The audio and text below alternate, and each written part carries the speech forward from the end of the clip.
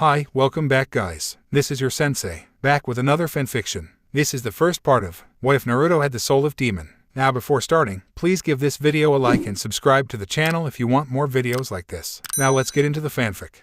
A blade emerging from the mist, serpent slithering from the treetops, a crow flying through the thunderstorm, flames being fanned through the ruined buildings, the moon shattered and falling to the earth. Naruto groaned as he blinked sleep away from his eyes. Bright lights blinded him as a figure leaned over him. The figure's glasses shone and a toothy smile leaned closer towards him. Ah, he's awake. Note to self, use a larger quantity of a more potent anesthesia. A subject's body is able to metabolize current anesthesia quantity. However, dissection complete and tissue samples removed successfully. GODDAMNIT Stein. Not again. Naruto leaped off the dissection table and his hands immediately covered his private parts. His eye twitched as he felt yet another stitching on his body. Naruto looked down and saw a long stitch stretching from his left side to his navel. Naruto traced the wound with his hand in a mixture of astonishment, amazement, and anger. What did you take out now? Naruto asked. While I did not achieve all of my objections, I did remove your kidney and extracted several pints of blood, Stein replied nonchalantly. How much of me have you removed? Naruto asked warily, not really wanting to know the answer. Stein grinned and walked over to a cabinet. He opened the cabinet to reveal a fridge. Before Naruto's eyes, Stein opened the fridge to reveal several shelves filled with jars containing different organs and pieces of flesh suspending in liquid. Naruto's eye twitched rapidly as he saw all the jars labeled with his name. Stein pulled a clipboard and began to list his dissection samples. 1 complete lung, 2 hearts, a tongue, 4 kidneys, 5 livers, several quarts of blood, multiple complete marrow samples, 2,100 grams of muscle sample, and 47 square inches of skin. STEIN. Naruto howled. Before Stein could react, Naruto slammed a chakra-infused fist into the mad scientist's face, sending him flying through an open window. No wonder Spirit-san is so scared of sleeping around Stein. I wonder if he removed part of his brain. He would explain his unhealthy obsession with Maka, Naruto muttered. Still, I can't blame him. He's trying to be a parent at the very least. Naruto looked around and to his relief, spotted his gear sitting on a table nearby. While he pulled on his clothes, a pair of arms draped around his neck. Naruto smiled and gently clenched one of the hands before turning around. Hey Miyako-chan, how'd you sleep? Better than you apparently, Naruto-kun. Naruto smiled. Miyako was a beautiful, silver-haired woman a head shorter than Naruto. Whenever she was around, Naruto could not help but be reminded of the moon. Ironic considering she was once the Jubai and was sealed inside the moon. Graceful, pure, and flawless, she was so beautiful that everyone stopped when she entered the room. However, a frown marred her face when she saw Naruto's smile. You had that dream again, didn't you? Miyako asked softly. Naruto nodded. I dreamed about my past again, Naruto whispered. Just flashes, nothing clear. Miyako smiled gently. It's been thousands of years since then, Naruto-kun. You saved the world from utter destruction and released me from a madman's control. Enjoy this life now, Naruto. A world where you are freed from all the hate and violence from your time. Naruto hugged Miyako gratefully. I will, Miyako-chan. So don't worry about me. I will, because I'm your wife. And that's what wives do, Miyako replied cheerily. Now get ready. Shinigami-sama wants to see you today. Hi, Miyako-chan. Hi, Naruto-chan. Miyako-chan. Thank you for coming. Naruto smirked. You know I'm older than you, right, Shinigami-san? I forget. SHINIGAMI chop. You still owe me for the ramen bill you left back in Hokkaido. Next time you do that, I'll give you the Shinigami chop on your head. Naruto rubbed his smarting head. Next time, warn me before you hit me. Miyako cradled Naruto's head in her bosom. Now, Naruto. It's all right. Anyway, as I was saying, the Shinigami said before he was interrupted.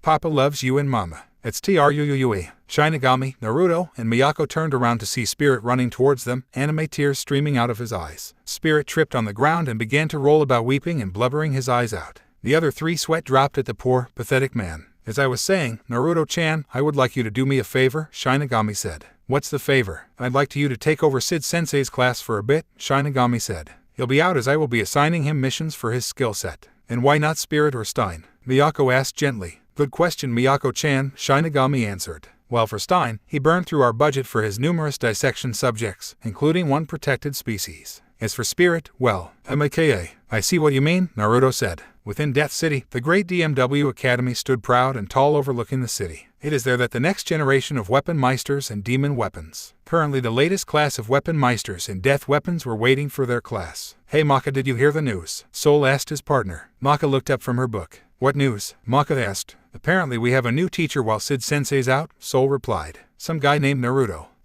Never heard of him, Maka muttered. The door banged open to reveal Black Star and his partner, Tsubaki. Maka tuned out Black Star as Black Star began boasting loudly about how he was the best and how he was going to surpass everyone. Maka felt sympathy to the kind-hearted girl that was partnered with Black Star. It must be extremely difficult for Tsubaki to deal with the loud and excitable Meister. Black Star, please calm down. It's only class time, Tsubaki said softly. Why should I? They should be honored to be in the presence of a god. Maka sighed as Black Star started on another grandiose rant. She heard someone sit near her and turned to see Kid and his partners, Liz and Patty. Patty waved happily at her and Soul while Kid nodded to her. Morning Maka. Morning Soul, Kid said simply. It's a beautiful day, isn't it? Why? Soul asked. Liz sighed. We were nearly late because a new street market opened and all the stands were completely symmetrical on both sides. Fruit stands facing fruits, meat stands facing meat, etc., Liz explained. It was beautiful. Kid cried happily. Liz, Maka, and Soul sweat dropped while Patty laughed and clapped her hands. So Kid, did you hear about the new teacher? Soul asked. Kid nodded. Apparently he's one of Chikyu's old friends, Kid explained. Naruto-sama and his wife Miyako-sama worked alongside Chichu during the wars with the witches. Wow, he must be quite the Meister, Maka said. I can't wait to learn from him. What about Miyako? Soul asked. Is she a demon weapon? Yes, she is. She's one of the most powerful death sides ever, but she has only partnered with Naruto, Kid explained. Even your father, Spirit, pales in comparison to Miyako-sama. Really? Soul asked, interested. Looks like we're getting some good teachers. Before Kid could reply, kabuki music filled the air. All the students quieted as the kabuki music became louder and sakura petals began to float down all over the classroom. Storms stop at the sight of me. Enemies tremble and weep just at the mere mention of my name. Babes stop crying while women swoon at my presence. Prepare for the coming, the arrival, the entrance of the great, the brave, the mighty, the ever-handsome Naruto-sama. With a cloud of smoke, Naruto appeared on the top of the teacher's desk in a ridiculous pose, standing on one leg. He was about 6 feet tall, had spiky blonde hair with a black strip of cloth over his left eye. He wore a blue vest over a dark orange muscle shirt and black pants. He had tattoos on the upper part of his arms, steel-covered boots, while his arms and hands were protected by bracers and steel-backed fingerless gloves. His most noticeable feature were the birthmarks on his face. Naruto waved his arms as he felt his balance begin to waver because it appeared on top of an apple that Maka had left for the teacher. The apple rolled due to Naruto's weight and he flipped in the air, landing on the desk, face first. The students' sweat dropped at their teacher. Are you sure this is the same guy you're talking about? Soul asked. Kid nodded. I'm pretty sure, Kid muttered. Not exactly as impressive as you said, Kid, Liz whispered.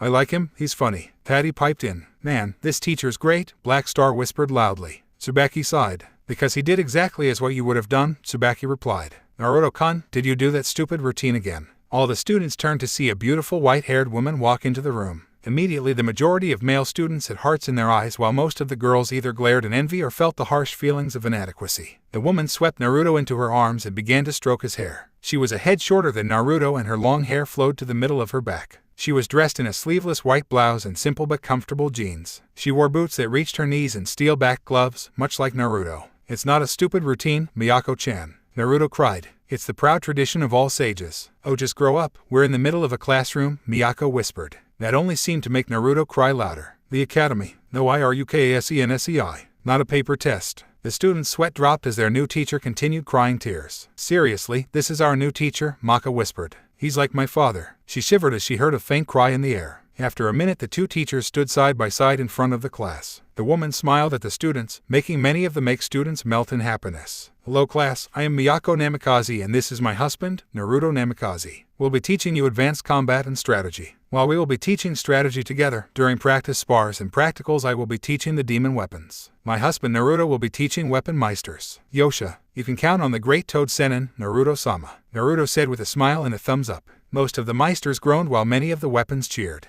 Naruto immediately crouched to the ground, drawing circles while depressed clouds floated over him. Anyway, Miyako continued. We'll be splitting the class now. Naruto-kun, will you take the meisters out? Hi, Miyako-chan, Naruto said. Meisters, please head to the practice field. Yes, sensei. The meisters walked out of the classroom and to the front of the DMW Academy. The students quickly gathered around in a circle while Naruto smiled at the group of students. Well now, I've heard from Shinigami-san that this class was one of the more promising classes of the DMW Academy. Many of the students puffed up in pride at the compliment. Anyway, for today you will be graded based on a test, Naruto explained. You will break off into teams and face me in a fight. Naruto pulled out a scroll on his vest and opened it. Naruto placed his hands on the scroll and with a cloud of smoke, a large cabinet emerged. The cabinet opened to reveal a multitude of various weapons. I made sure to stock this cabinet with weapons much like your partner's forms, Naruto said. Once you've gotten your weapon, gather into your groups. I'll explain the next part of your test will be explained once you've gotten into your teams. The meisters pulled out weapons from the cabinet. Maka pulled out a scythe and spun it experimentally, finding it similar to Soul's weapon form.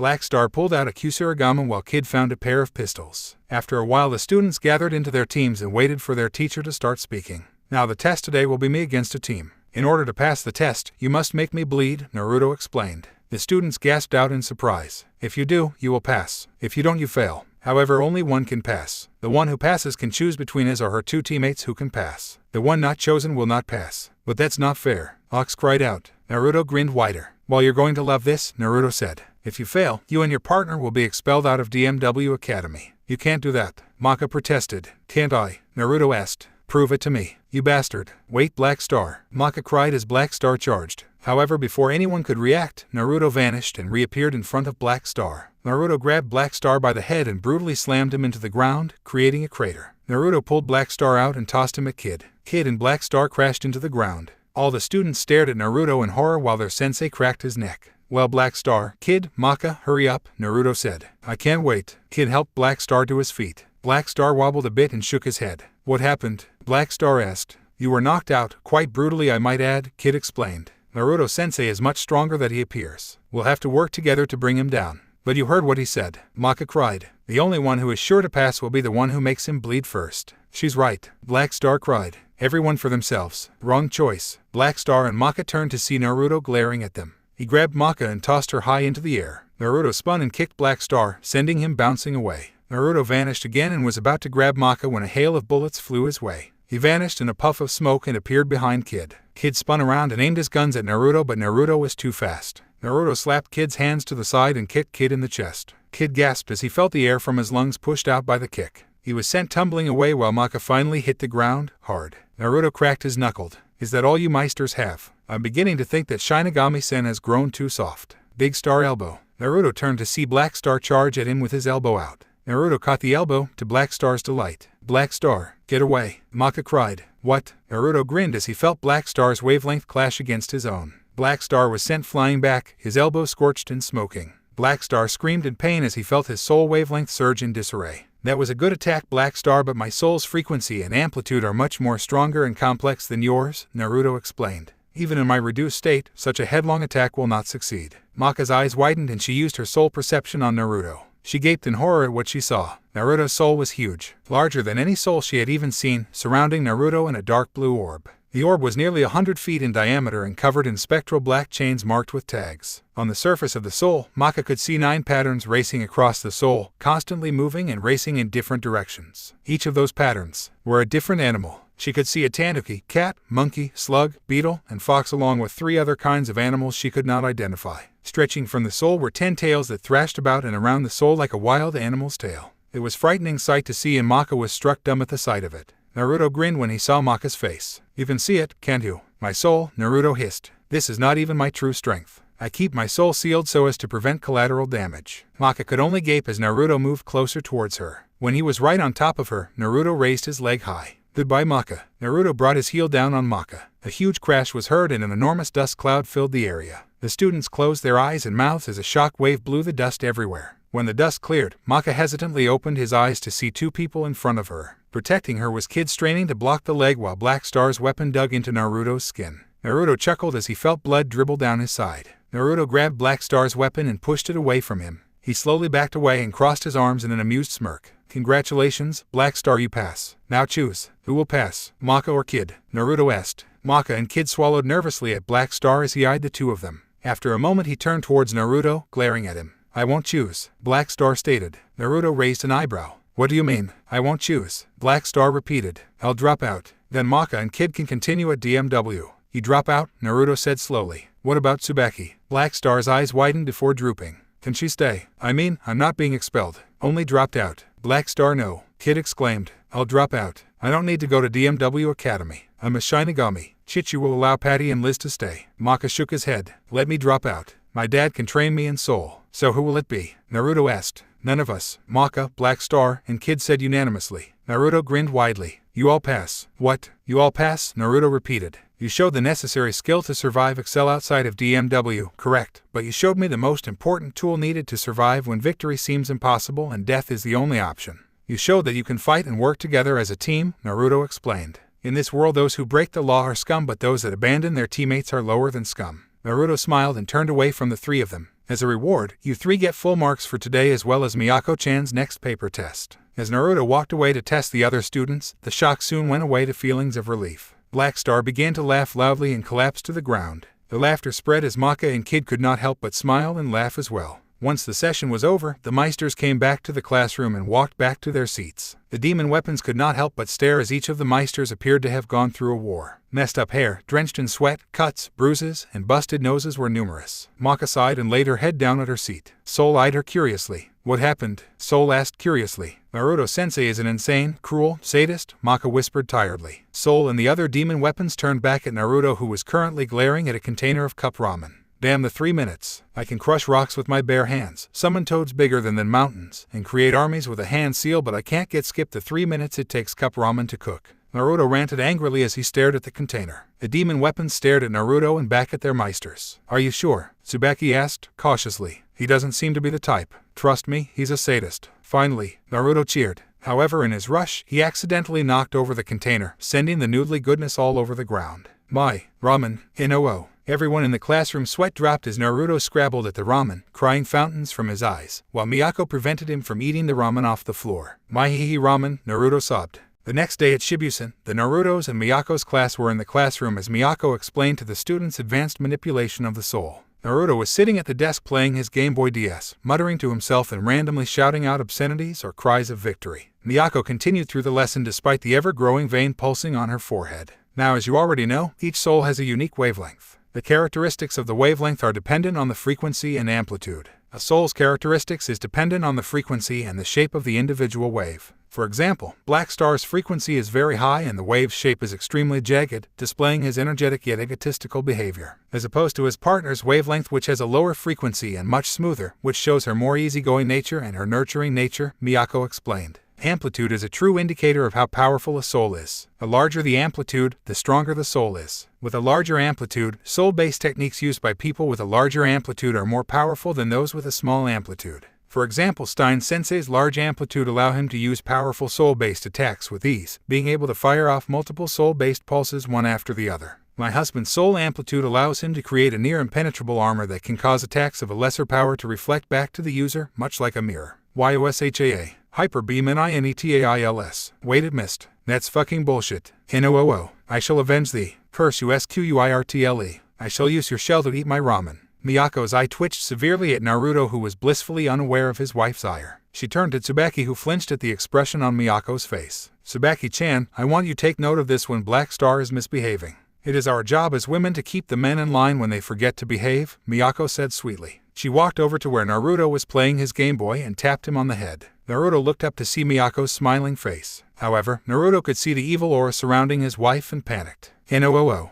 My beautiful wife has been possessed. Black Star. We need an old priest, a young priest, a bucket of holy water, and a Bible. Hurry, Naruto shouted. Miyako's eye twitched again and with eye-blurring speed, grabbed Naruto's ear and yanked it. Naruto howled in pain as Miyako began to wring his ear thoroughly while the students winced at the sight. Just looking at Naruto screaming in pain brought flashbacks of being punished in many students. Naruto, I understand that you have little patience in learning through intellectual means, but that does not mean you can disturb my class. Miyako lectured as she shook Naruto. My ears, Miyako-chan. If you tear my ears, how will I listen to the voice that even angels fall silent to? Naruto wailed. Well, obviously you don't listen to me enough, so sit in your chair and be quiet. Naruto nodded and cowered in his seat, shivering. He pulled out a ragged sleeping cap with teeth and placed it over his head, covering his eyes. Miyako nodded in approval before turning to Tsubaki. Did you take note of that, Tsubaki-san? Miyako asked gently. Tsubaki nodded. Hi, sensei, Tsubaki replied. But isn't that a bit harsh? My husband is able to take dozens of swords to the chest without flinching. However, he just needs to be shown who's boss sometimes. I can tell the Black Star's the same way, Miyako said cheerfully. He'll need to learn manners by the time school's done. Anyway, what was I talking about? Frequency and amplitude, sensei, Maka answered. Miyako nodded gratefully to Maka. Thank you, Maka-san. Now, as I was saying. However, the bell interrupted her. As the students packed up their materials, Miyako assigned them homework, causing much of the class to groan. However, they calmly exited the classroom, leaving Naruto and Miyako alone in the classroom. Naruto smiled as he helped his wife clean up the classroom and the papers on the desk. Miyako-chan. Did you have to pull on my ear so hard? That really hurt, Naruto whined. Miyako smiled serenely. You deserved it, Naruto-kun, but how about I make it up by cooking you your favorite dish? Miyako said. Naruto brightened up. Awa, you're the best raging demon sealed in a moon then turned beautiful model wife that any guy could have, Naruto said. He reddened slightly as Miyako gave him a kiss in the cheek. And don't you forget it, Naruto-kun. Naarutoo. Naruto stepped out of the doorway only to have his face meet the bottom of Spirit's shoe. Naruto howled in pain and glared at the irate Death Scythe. What the hell is your problem, Spirit? Why did you hurt my Maka-chan? Spirit demanded. As her papa, I should kick your ass from here to China. Oh really, huh? Naruto said. Bring it. Don't make me. Spirit warned. Naruto grinned wickedly. Maka's chest is so flat I thought she was a guy in a dress. Naruto said. A vein began to bulge in Spirit's face. What did you say? Spirit screamed in outrage. Miyako's sweat dropped as auras manifested around the two men. Spirit's being the shape of a dragon whilst Naruto's formed the shape of a devilish beast. Both animals were snarling at each other. You heard me. I've seen mosquito bites bigger. Maka is still growing. Spirit defended. She'll no doubt be a beautiful woman with lovely breasts. Face it, she's a washboard. ORRAGH. Spirit roared. DIIINARUTONAMIKZ. Blades popped out of Spirit's body while Naruto pulled out a huge Zanbato. The two gave an epic battle cry that chilled anyone that heard it and charged at each other. Miyako Meteor. Naruto and Spirit both gasped as a hand clamped on both their necks. Before they knew it, both of them were thrown to the ground with alarming force, creating two craters in the middle of the hallway. Miyako glared at the two men, exasperated by both of their attitudes. She pulled Naruto out of the crater before pulling Spirit to his feet. Spirit's eyes were glazed over as he giggled happily at the imaginary birds fluttering around his head. Miyako shook the Death Scythe into consciousness. Spirit-san, wake up. Spirit groaned and flinched when he saw a cute glare of Miyako. Miyako smiled, but behind her, Spirit could see the evil aura just steaming from Miyako. I'm assuming that you have a message for myself and Naruto, is that correct? Miyako asked politely. Behind her, the evil mass seemed to quiver in excitement. Hi. Shinigami-sama has a message for you both, Spirit replied nervously. Miyako nodded. Thank you, Spirit-san. Spirit sighed as he saw the evil aura dissipate in the air as Miyako picked up her husband. As she left the door, she turned back to Spirit. Maka's a wonderful girl and a brilliant student. If you are worried about her, don't be. She is doing excellent in her studies and practicals. I have no doubt that she'll be one of the strongest meisters when she graduates, Miyako said sincerely. She gave a little wave before leaving the classroom. Spirit knelt to the ground and began weeping tears of joy. You make your Papa Sue proud, just like Mama. Hello, Naruto-chan. Miyako-chan. So glad you got the message, Shinigami said in his usual light-hearted voice. Naruto placed his hands behind his head. Yeah. So what did you want? Naruto asked casually. Miyako slapped him in the back of the head. Show some manners. Naruto-kun, she hissed. Naruto pouted. Why should I? It's not as if he's stronger than me, and he doesn't take offense to it. We're best buds. Naruto whined. Actually, we're friendly acquaintances, Shinigami corrected. Naruto knelt down on the ground with a depressed cloud hanging over him as he traced circles into the ground. You could almost see the cloud start to rain over the blonde teacher. I thought we were friends after all these years, Naruto whined. Miyako Meteor. Naruto and Shinigami cried out in pain as a fist-shaped indention on both of their heads steamed. Miyako glared at the two as they writhed in pain on the ground. Shinigami-san, apologize. That really hurt, Naruto-kun. And Naruto-kun, behave for at least 30 minutes. Hi, Miyako-chan. Shinigami sidled towards Naruto. Naruto-chan. Your wife is really scary, he whispered. Naruto nodded. And that's why I love her. Can we get back to business, please, Shinigami-san? Miyako asked politely while smiling. Behind her, the evil aura seemed to grow larger. Hi, Shinigami replied, clapping his hands. Inwardly, he resolved to ask Stein to research the black aura behind Miyako if it's any way related to Kishin. I called you two here today because I've picked up the wavelength of a Kishin egg. Unlike normal ones, this one is on the verge of becoming a Kishin, Shinigami said. It is located in Auschwitz over the ruins of the old Nazi capital. It's been dormant for 60 years after devouring nearly all of the thousands of souls teeming in that accursed place. Once it awakens, it only needs a month to consolidate its power before it become a full-grown Kishin. I need you two to stop it and destroy it before it become a Kishin. Why wasn't it destroyed already? Naruto asked. Shinigami gave a frustrated sigh. After WWII, there were so many Kishin eggs popping up all over the place that it was a miracle we managed to keep the casualties lower than 100. All of our meisters were traveling non-stop in order to stop this surge of Kishin eggs, Shinigami explained. However, it appears that one escaped us and managed to hide from us until now. I trust that you two will be able to handle it. Hi, Naruto and Miyako said. The Shinigami clapped his hands in delight. Excellent. Now be ready at 18:00. A plane will be waiting for you at the airport. I wish you two good luck. Hours later, Naruto was driving down the open road of Germany's highway on his motorcycle with Miyako.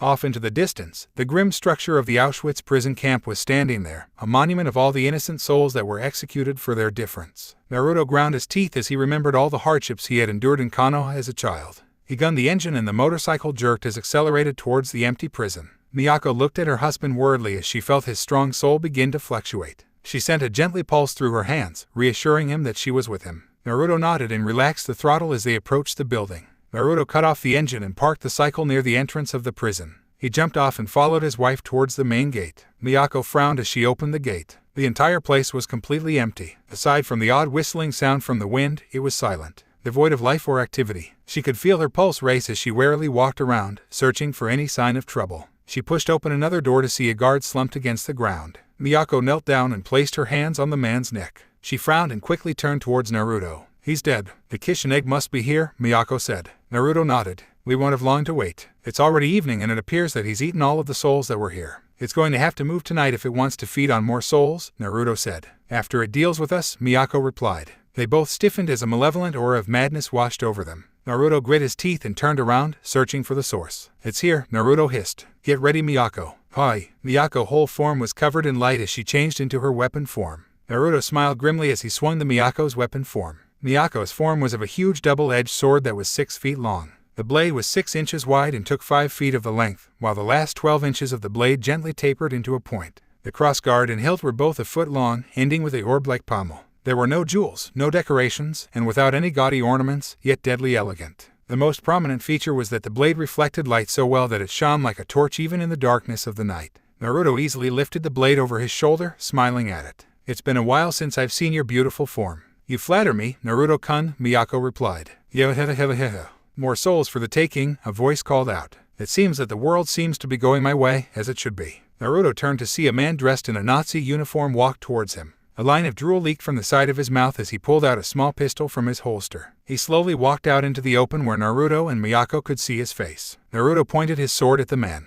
"Adolf Hitler, for your slaughter of the innocents, both the living and dead, your soul is forfeit," Naruto said in a cold voice. Adolf laughed loudly. "Inferior being, you think you can stand up to me? I am an Aryan, the superior race. Even now in death, there is no one that stand up to me. Now die, Meister." Adolf pulled out his pistol and a huge beam of light sped towards Naruto. Naruto held up his sword in front of him and the beam slammed into his sword. The beam bounced off and slammed back into Adolf. Adolf screamed in pain as the beam scorched him badly. He took several staggering steps before straightening up to his feet. "I'll kill you," Adolf roared. He pulled out a sword as well and charged at Naruto. Naruto simply maneuvered his blade to guard against Adolf's sword. Adolf felt his sword strike against Naruto's with an impressive amount of force. However, he was blasted backwards as an equal amount of force hit his blade. Hitler jumped backwards and stared at Naruto, confused. Naruto laughed. "Confused? Well, let me give you a quick explanation," Naruto said. "Miyako-chan's not your normal death scythe. She can reflect any attack, physical or energy-based, equal in force. That impact you felt just now was your attack rebounded to yourself." Hitler stared at the sword in shock and pulled out his pistol, firing several beams at Naruto.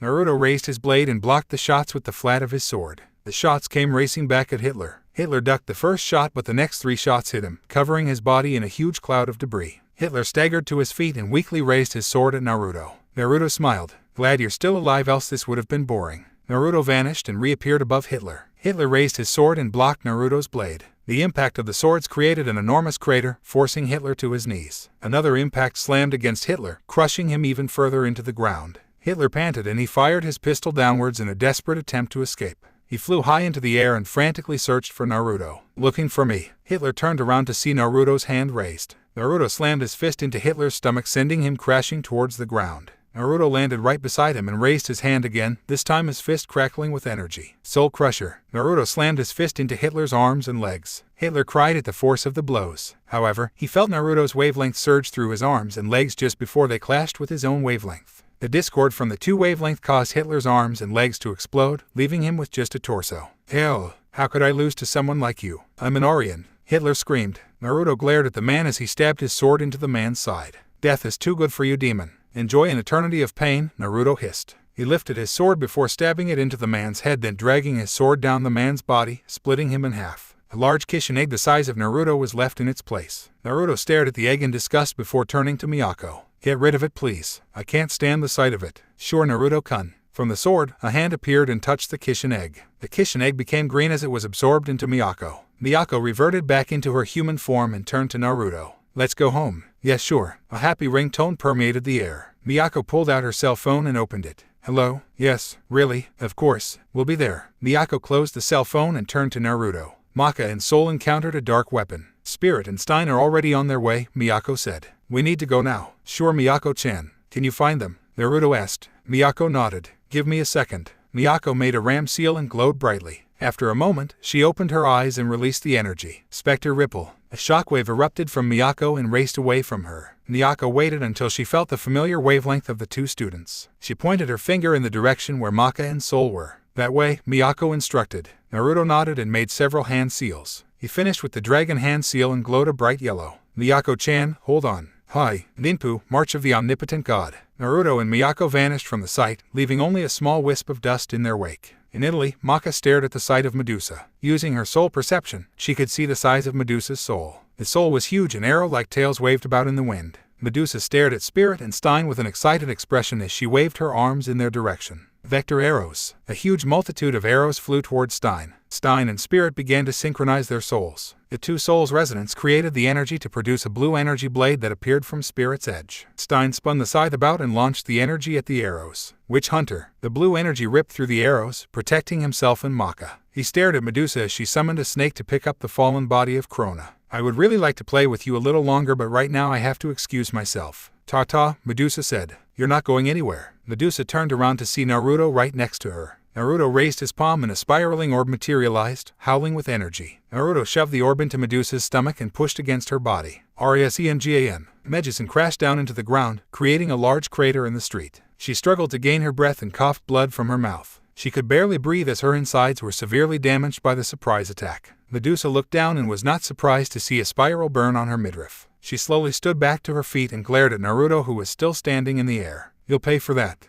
Snake, Cobra Cabra. Too slow. Medusa's eyes widened to see Naruto standing right in front of her. Just as with Black Star, Naruto grabbed her head and slammed it to the ground. This time, he kept his hold on Medusa's head and began to channel his soul's wavelength into his hand. Soul Crusher. An enormous crater appeared around Naruto and Medusa. Naruto released his hold on the witch and stood tall in the crater. He hefted his sword high into the air, ready to make the final blow when he heard a high-pitched screech from inside the chapel. Blood Needle. From the black blood on the ground, a thin needle sped towards Maka and Soul. Maka could not move in time and Spirit was too far to help. Maka closed her eyes and waited for the worst. After a moment, she hesitantly opened her eyes to see Naruto in front of her, with his sword blocking the fatal attack. The needle crumbled to dust in front of Naruto. Naruto turned and grinned at Maka. You okay, Maka? Maka nodded. Hi, Sensei. Naruto sighed in relief and stepped outside to see Medusa and Krona gone. Miyako reverted to her human form and began to apply a cream over Soul's wound, sealing up the wound. Naruto turned toward Stein, resting on the ground. You okay, Stein?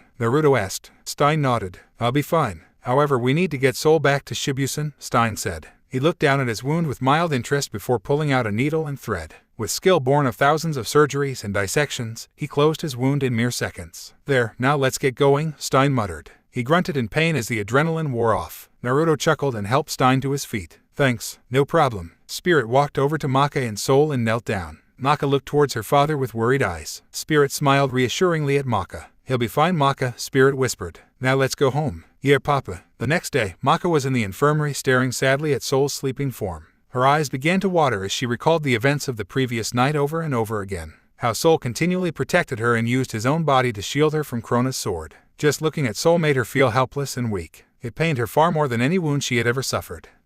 How long are you going to stay there, crying Maka? Maka looked up to see Spirit standing over her. Instead of the goofy love-struck look on his face, he had a serious hard look on his face, similar to the one that he had when he saved her last night. Spirit sat down next to Maka and glanced at Soul before speaking. Being a Meister or a demon weapon at Shibusen means that you are willing to risk your life on the line every time you hunt for Kishin eggs. Soul knew that, and that's why he protected you. But he also knew that with all your smarts and skills, you have nothing else, Spirit said bluntly. Maka stared at him in shock. He never insulted her but always supported her despite her rather harsh refusals. Spirit caught the look of Maka and grinned apologetically. Your mother was a talented Meister. After all, without her, I would have never been able to become a Death Scythe. However, what very few people knew is that she was extremely skilled in projecting her soul in a matter of ways. I remember one time we were against a Kishin egg and I was knocked away. Yet she calmly pulled out an ordinary knife and stabbed her foe by channeling her wavelength through the blade, Spirit reminisced. But back to the point, look at your teammates. Black Star and Kid are both extremely skilled at hand-to-hand combat. My Meister Spirit is able to fight by himself, one an equal standing to most 3-star Meisters, Spirit explained. He took a deep breath and sighed. The point I'm trying to express is that even though we work in pairs, you have to learn to stand on your own 2 feet. After all, it's better for you and your weapon if you have something to fall back on. Let this experience be lesson to you, Maka. Spirit gave her a soft hug before walking to the door. As he reached for the doorknob, he heard Maka speak. Papa? Yes, Maka. Spirit asked. Thank you for saving me and being my father. Spirit smiled. You're my daughter. No matter what, I will always love you. Spirit opened the door and walked outside the infirmary. He closed it behind him and sighed deeply, savoring the moment. How'd it go? Spirit turned to see Naruto lounging against the wall. He had a knowing smirk on his face that annoyed Spirit. You were right, Naruto-sen. Maka needed to hear that, Spirit said. Naruto grinned and placed an arm over Spirit's shoulders. She's a strong girl, Spirit. I know that she'll always be your little girl, but the rest of the world won't see her that way. Trust me, from the way she's going, she'll go far, Naruto reassured. Spirit nodded. Now let's report to the death room. Shinigami-san's waiting. She actually called me Papa for the first time since my wife and I got divorced. Thank you, Naruto. No problem, Spirit. The two reached the Shinigami's death room and quickly gave their report. After the Shinigami dismissed the both of them, the pair walked back to where Miyako was teaching the class. Naruto paused as he reached the door and squeaked in horror. Spirit noticed and turned to see Naruto frozen in shock. What's wrong, Naruto? We never finished our duel. We have shamed the Man Law 173, subsection A, paragraph B, addendum 1A of the Man Code. Naruto whispered in horror. One of the most important rules. Spirit blanched as well. You're right. We must complete it as soon as possible. We must be quick about it. Do you have your materials? Naruto asked frantically. Of course I do. I have them on my person at all times. Spirit replied. Naruto sighed in relief. Then let us honor the Man Law. Naruto and Spirit slammed open the door to the classroom and hurriedly rushed in. Miyako stared at the pair in shock as they lifted the desk from its original position and carried it to the middle of the room. Miyako noticed the worried expressions on the two men and turned to her husband. Naruto-kun, what's wrong? Nothing, honey, we forgot to honor the code, Naruto said worriedly. The code? Miyako asked. Spirit nodded in agreement. A code that men have honored for thousands of years. Spirit said urgently. We cannot call ourselves men if we do not honor the code. What is it? Miyako asked, concerned for both her husband and Spirit. We must face each other in a duel, Naruto exclaimed in a hushed voice. Of the most sacred kind. One where it pits our strength and intelligence against each other in the most fair way possible, Naruto finished. The atmosphere began to tense as both Spirit and Naruto reached into their pockets, auras glowing and the fires of battle roaring in their eyes. They stared at each other before they whipped out their hands and slammed it on the desk with a resounding thud. When their hands moved, 2 card decks were on the table. Duel, they cried as they began to draw cards from their decks. Miyako's eye twitched as she recognized the cards. Are those Yu-Gi-Oh cards? Miyako whispered in disbelief. Naruto nodded. Yes, the noblest and most honorable way to duel since they came out in 1999. Now whose turn is it, Spirit? It's mine, Spirit responded. I summon Luster Dragon in attack mode and end my turn. Yosha, a worthy move, my rival. I shall respond by playing Brain Control and use your monster to summon the Stalos the Fire Monarch. As the two men dueled, neither one noticed the angry teacher staring at both of them. She finally snapped when Naruto gave a loud cry of delight as he summoned his favorite card. I summon. Miyako-chan, what are you doing with my Beast King Barbaros? Naruto asked. Tell me, Naruto-kun, Spirit-kun. Why, I shouldn't tear this card apart before I punish the two of you for interrupting my class. Miyako whispered. Naruto smiled widely. That's easy, Miyako-chan. Naruto said happily. Really, Naruto-kun? Because that card you're holding is a holographic, first edition card that can be sold for a high value amongst traders. Isn't that right, Spirit? Indeed. It is one of the more prized cards due to its multiple effects. That was the final straw for Miyako. She tore the card into pieces before grabbing the two men. The two men blubbered in fear as a highly malicious aura that would make even Satan hide in terror appear behind Miyako. You, disturbed by class 4A card game, Miyako snarled. I guess we did, Naruto said calmly. Seemed better in hindsight. And so the class learned 3 valuable lessons that day. 1 was to never to disturb the class. 2 was to always be respectful of the teacher. And 3 was that it is physically possible to beat someone to death using their own skull. Now class, don't forget to study for the test next week. Miyako reminded the class as they began to pack up. And will Black Star, Maka, and Kid stay along with their partners? Naruto wants to speak to you privately after class. Maka looked at Miyako worriedly as the rest of the class exited the classroom. Miyako smiled reassuringly at the student. Don't worry, Maka, you're not in trouble, Miyako said gently. Naruto wants to offer you 3 an exclusive offer that he reserves for very few. Do you know what it is? Black Star asked excitedly. Miyako nodded. Of course, and I will tell you that you will not regret accepting it, Miyako replied as she packed her belongings. Where is Naruto-kun anyway? ORAGH. I have one Naruto. Nuo, how could I lose? Curse you, Yoshi. Miyako stepped out of the classroom to see that Naruto and Spirit had somehow set up an entire entertainment system out in the hallway and were currently playing Super Smash Bros. On a large flat-screen television. As of now, Spirit was dancing in victory while Naruto was rolling on the ground, bemoaning the fallacies of random item drops and the unfairness of the Super Hammer. and the rocket launcher. Miyako sighed as she had given up on trying to change her husband's immature habits ever since he met Spirit. It was as if they were trying to compete on who was the biggest moron. Secretly, Miyako felt her husband was winning. Naruto-kun, my class is over. I've requested Maka and the others to stay in the classroom just as you asked, Miyako called. Naruto nodded. "Aw, thank you, Miyako-chan," Naruto said. "I'll go speak to them now." Naruto walked into the classroom and smiled at the meisters and weapons in the classroom. I'm guessing you guys are wondering why I called you here." "Nay," Naruto asked. He received nods from the students. "Well, what I'm offering a chance for you three to get exclusive training from me." "Why?" Kid asked. Naruto grinned. "While your class have some promising meisters and future death scythes, I see great potential in the 7 of you, but all of you have flaws that can be worked on. So I decided to offer you training in order to eliminate your flaws or weaknesses. Teach you some moves and techniques that I have learned throughout my years," Naruto replied. "I accept," Black Star said quickly. Naruto smiled. "That's the spirit, Black Star. How about you, Tsubaki?" Naruto asked. Tsubaki nodded. "I'd be happy to take the training." "So would I can't be weak all the time," Maka added. "It wouldn't be cool to sit out while Black Star has all the fun," Soul said. "I trust you will teach us to the best of your ability," Kid said. "I'll stick with Kid. Wherever he goes, me and my sister will come," Liz piped up. "This'll be fun," Patty cried. Naruto gave them all a patented eye smile. "Excellent. Now just sign these so that Shinigami-san will understand that I'll be taking you out from your classes from time to time." Naruto handed out a contract to each of the meisters and weapons and waited until they were all signed. Naruto chuckled as he tucked the papers into his vest and clapped his hands. "Wonderful. Now if you die under my training, I won't be responsible." Ta-ta. Before anyone could stop him, Naruto vanished in a puff of smoke. The expressions on everyone's faces except for Black Star and Patty were a mixture of shock, disbelief, and fear all mixed into one. It was a long moment before any of the 5 could speak. "What have we done?" Liz whispered. "I'm starting to regret this already," Maka said in a low voice. "Not cool." A few days later, Miyako was with the class reviewing several key topics that were going to be on the test. As she looked around the class, her eyes could not help but wander to the empty seats of Kid, Patty, and Liz. She pursed her lips in concern before turning back to the rest of the class and continuing her lecture. However, her looks of concern were not passed over as Maka and Soul felt apprehensive for their 3 friends. While calm on the outside, she could not help but feel terrified as her mind replayed the first fight with their eccentric sensei. Those cold eyes and merciless methods of breaking down his opponents. Soul looked at Maka in concern as he felt her wavelength begin to go out of control.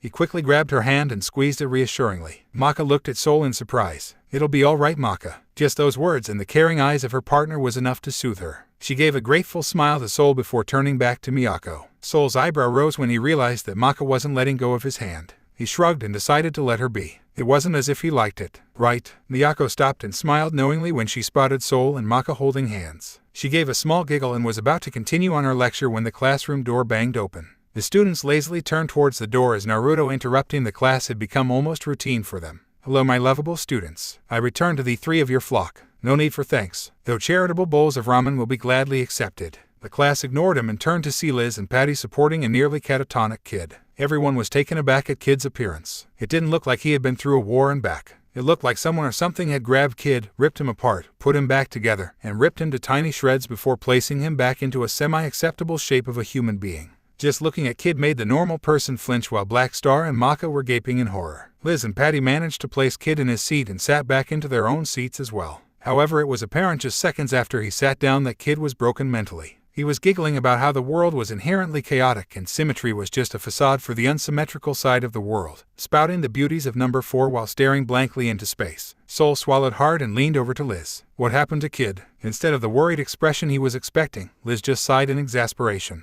Naruto-sensei wanted to strengthen Kid's willpower and concentration using a rather unconventional method. Flashback. Kid, Patty, and Liz approached the room where Naruto-sensei had told them about. Beside the doorway, Naruto was sitting there eating a bowl of ramen happily while humming a tuneless song. After a moment, Naruto noticed Kid and the others and quickly finished his bowl of ramen before speaking to them. "Ah, you've came. Excellent. Now, I've looked at your records and talked with your father. Overall, you are quite a well-rounded individual, skilled with your weapons, excellent hand-to-hand combat, and the abilities that come passed down from being the son of Shinigami-san." Kid smiled in pride at Naruto's compliments. "However, you have one humongous flaw that I'm sure Liz and Patty can attest to. This flaw, while humorous, can be the cause of a moment's hesitation from saving your friends. Liz, Patty, can I assume you know what it is?" Naruto asked. Liz and Patty nodded. "His love of giraffes," Patty replied. Naruto's sweat dropped. No. Liz, his love for symmetry," Liz asked. Naruto nodded. "Correct. Now it has gotten to the point where you are willing to take a free hit just because something is beautifully symmetrical. Your love of symmetry is not bad, but it shouldn't distract you from a fight. So I'm going to strengthen your concentration, Naruto explained. So please step inside. Kid, Patty, and Liz all walked in to see that the room was completely empty aside from 3 stone pillars about 7 feet high. Before anyone could react, Naruto had them tied up to the post with chains and their hands and limbs shackled with restraints. Kid looked in confusion at the shackles while Liz was frantic about the chains. Naruto gave them a wide smile at the 3 of them that sent chills up their backs. Now that you're all strapped in, let's start. He walked into a closet and brought out a screen and projector. He set it up in front of the 3 students and turned to the students. This exercise is to strengthen your concentration. I will play a video and you have to pay attention to the video no matter what happens. When the video has ended, I will ask you 10 random questions. If you answer at least 6 correctly, I will let you pass. If not, we will repeat this exercise again. Patty, Liz, you cannot help him to answer the questions, but you can encourage him and help him focus as I will be doing my best to distract him.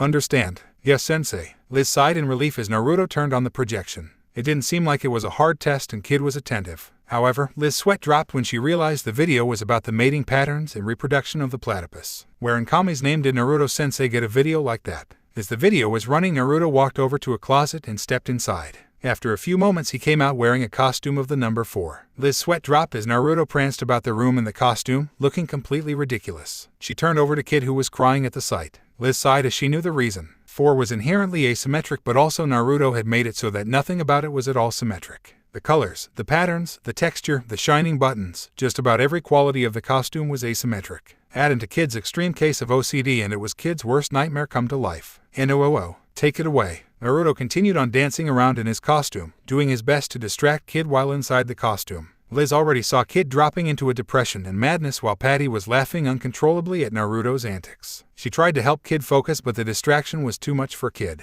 When the movie ended, Naruto walked in front of Kid and quickly asked him 10 questions. Unsurprisingly, Kid got them all wrong as the distance between him and the garish, gaudy, flamboyant costume of the number 4 was too much for Kid and sent him into a depressive frenzy. Naruto sighed and knelt down to the projector. All wrong. Try again. And Kid, please for the love of Kami take away that monstrosity against symmetry, or you evil unsymmetrical bastard does not count as an answer. Concentrate. The projector started up again. This time, it was an artist lecturing about beauty of the abstract and asymmetric. Liz didn't try to help Kid as Naruto continued to prance about his gigantic number 4 costume, but also began to run around carrying a gigantic banner of the letter K that was as equally distracting to Kid. Patty began to laugh nonstop while Kid transitioned between fury, depression, desperation, anger, and insanity all through the video. This is going to take a while, Liz muttered. In flashback. So how long were you there? Soul asked. What time is it now? Liz asked. Soul glanced at the classroom clock. 2:34. 17 hours, Liz replied. Soul blanched in disbelief. You can't be serious, Soul hissed. Liz nodded.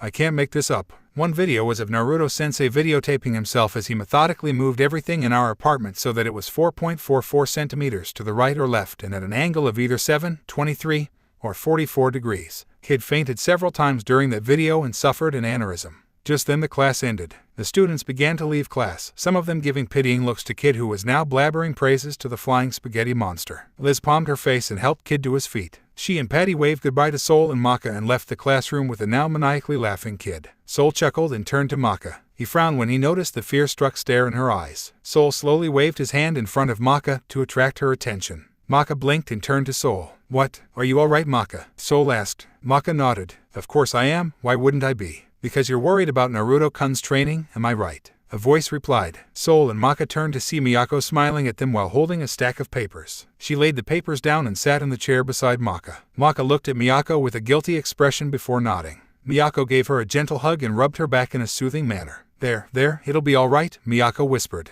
Naruto-kun may be a bit extreme, but he'll never put his precious people in harm's way if he can help it. Are you sure? Maka asked. Miyako nodded. The training that he's giving you, Black Star, and Kid, is so that you will be able to stand strong in the face of fear and madness. He wants you to be able to stand in victory over the impossible odds that may come against you while continuing to have a happy smile on your face despite the horrors that you may encounter, Miyako explained. Nothing in this world is absolute, and Naruto fears that sooner or later the Kishin will return. Shinigami-sen cannot always be there, and sooner or later he will come to rely on you to help him. Trust in Naruto's training because he's giving you this training so that you will be able to trust in your own strength. Thank you, Miyako-sensei. There was a serene moment between the three of them as Maka and Soul contemplated Miyako's words. However, any scenic, beautiful moment the three of them had was shot down, cut into bloody quarters, and burned as Naruto and Spirit entered the classroom, both riding on unicycles while juggling bowling pins. "You are growing weak. I can feel it," Naruto taunted. "Huh, the only one growing weak is you, old man," Spirit fired back. Naruto's eye twitched. "I'm not old yet," Naruto denied. Spirit smiled.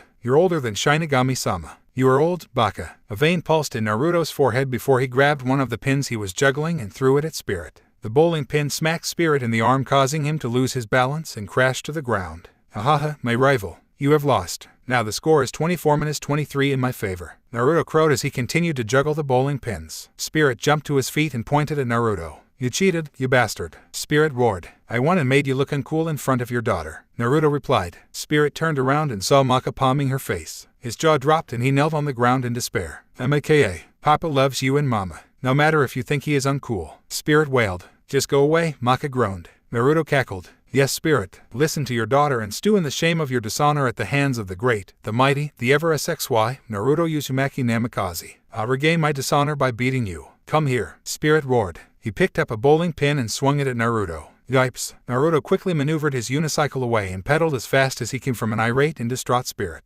Back in the classroom, Maka turned to Miyako. "I'm trusting my training to him," she asked in disbelief. Miyako opened her mouth, froze, then closed it again. She patted Maka and Soul on the head before leaving the class. "I wish you good luck." The pair stared at Miyako as she left the classroom, leaving only the two of them. Maka groaned and laid her head against the desk. "We're so doomed." The next day, since Kid was in the infirmary having his mind placed back together by Stein, Naruto was in the dungeons with Black Star. It was apparent in just a moment that training Black Star intellectually was just going to be a waste of time. Black Star was one of those people that learned the best through actions. Unfortunately for Black Star, it was perfect for Naruto to become sadistic and cruel. As soon as Tsubaki and Black Star had entered the room, Naruto had placed 4 bands around Black Star's wrists and ankles. The bands glowed once before causing Black Star to fall to the ground, completely motionless. "What the hell did you do to me?" Black Star roared while Tsubaki tried to help him to his feet. However, a spark zapped Tsubaki and forced her to back away from Black Star. Normally, a soul's wavelength runs through a meister's or weapon's body naturally, much like blood. However, those bands restrict your movement unless you forcibly channel your wavelength through them, Naruto explained. Once you master channeling your wavelength through your body, the amplitude of the wavelength becomes larger and your body becomes reinforced by your wavelength, making you faster, stronger, and tougher while also giving you faster reflexes and a few perks like this. Before Black Star's eyes, Naruto vanished. Black Star strained his eyes, trying to spot the blonde teacher. Tsubaki also turned around searching for Naruto. "Where are you?" Black Star asked. "Right here." Tsubaki jumped when she felt Naruto's breath behind her neck. She jumped back and instinctively went into a stance. However, she relaxed when she saw Naruto laughing. "Wow, that was great. You should have seen the look on your face." Naruto guffawed. Black Star stared at Naruto with stars in his eyes. "I'll be able to do that." "That's awesome." Naruto nodded. "Glad to see that you are so eager. Now Tsubaki, I'd like you to take this scroll and go see Miyako. She will be teaching you while I teach Black Star personally. I'll bring him back tomorrow." "Okay, hi sensei." Tsubaki waved goodbye to her partner before exiting the room. Black Star wiggled and slowly began to stand up.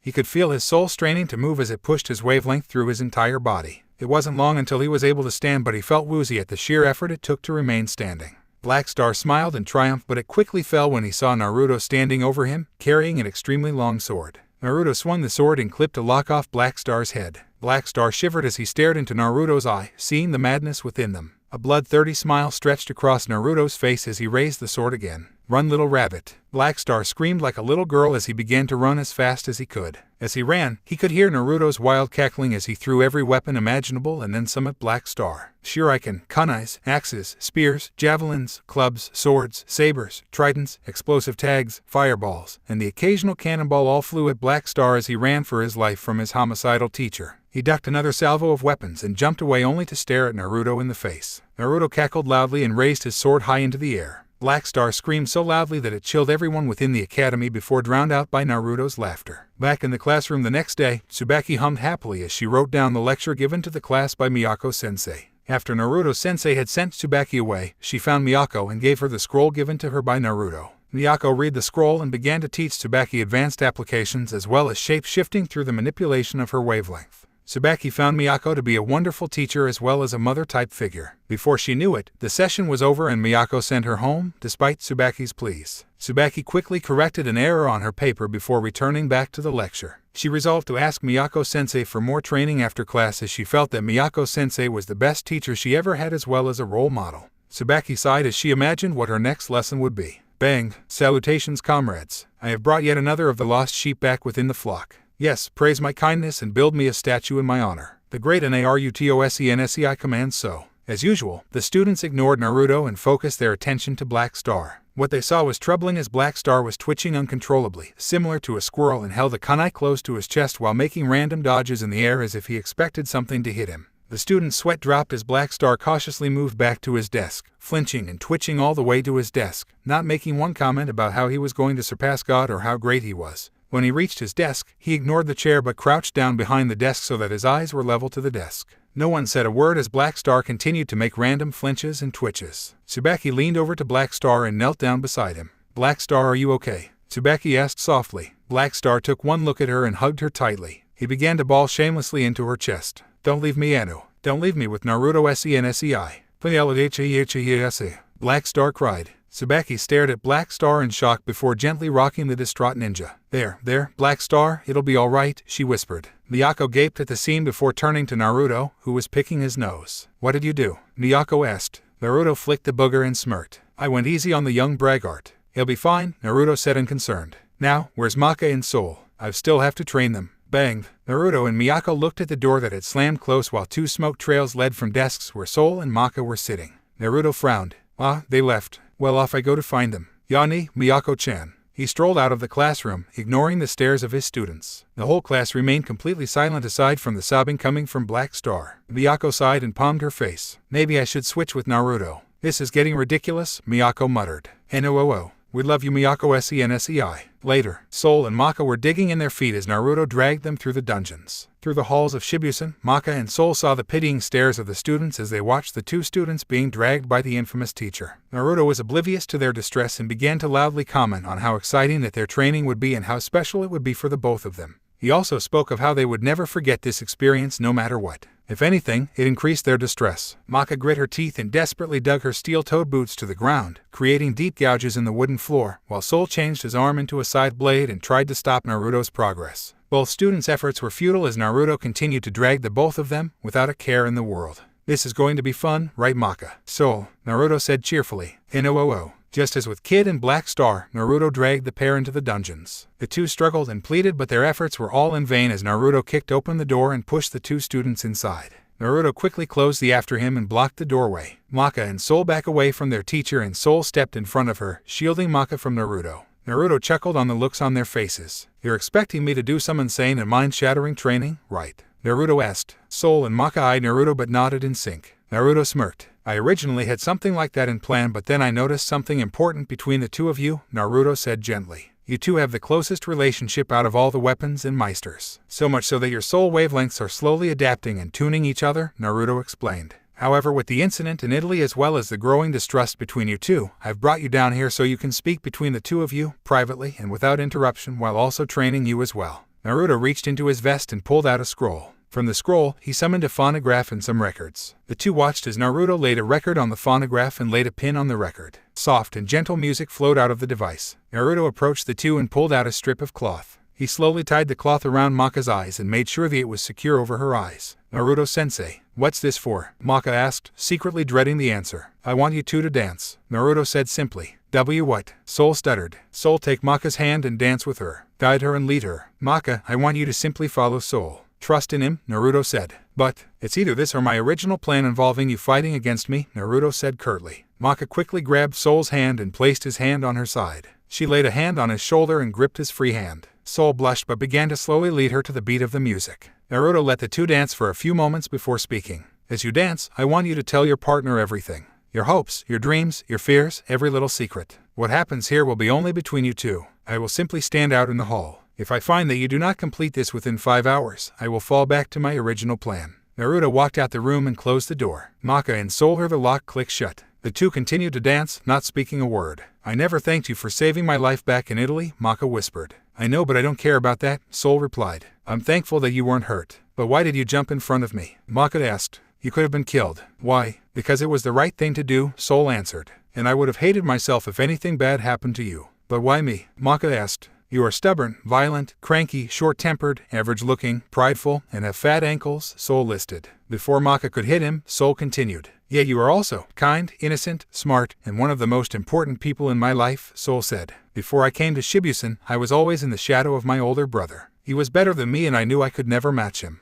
Yet when I came here, you chose me just for me. Back at home, it was always my brother this and my brother that. But you always saw me as me, no one else, and that made me happy. And even though I tease you, I never really meant it. Maka fell silent for a long moment. Sol swallowed nervously and mentally thanked his insane sensei on blinding Maka's face. She'd never let him down if she saw how red his face was. He didn't even know himself why he said that much. However, he stopped when Maka guided his hand down to her side and draped her arms over Sol's neck. Sol stammered but fell silent as Maka drew closer to him. They continued to dance in silence, just swaying to the rhythm of the music. Thank you, Sol. You're welcome, Maka. I want to thank you for being by my side. I know I'm not strong like Black Star or beautiful like Tsubaki, Liz, or even Patty. I would have always taken refuge in my books if it wasn't for you. You showed me how different life was from books and taught me how to be myself. You were always with me even when you didn't have to. And you've always trusted in me even when I did not trust myself. It's because of you that my dream of becoming a great meister just like my mother is more than just a dream. It's coming true. Maka, I don't know what to say. You don't have to, Sol. Maka reached over and untied the bandage around her eyes. She stared into Sol's eyes for a moment before closing her eyes, allowing her to be swept into his arms. Before Sol reacted though, she kissed his cheek and giggled at his reaction. Sol looked down at Maka's smiling face and continued to lead her in a slow dance that they both would always remember. The dance wasn't the most romantic dances in a flowery field under a full moon in a fancy ball. However, it was in a place where they were able to let their emotions be released in the company of their most precious person. Out in the hallway, Naruto gave a small smile as he overheard every word the pair spoke. He chuckled and began to walk away. Let the young couple have their time alone. He had other business to attend to.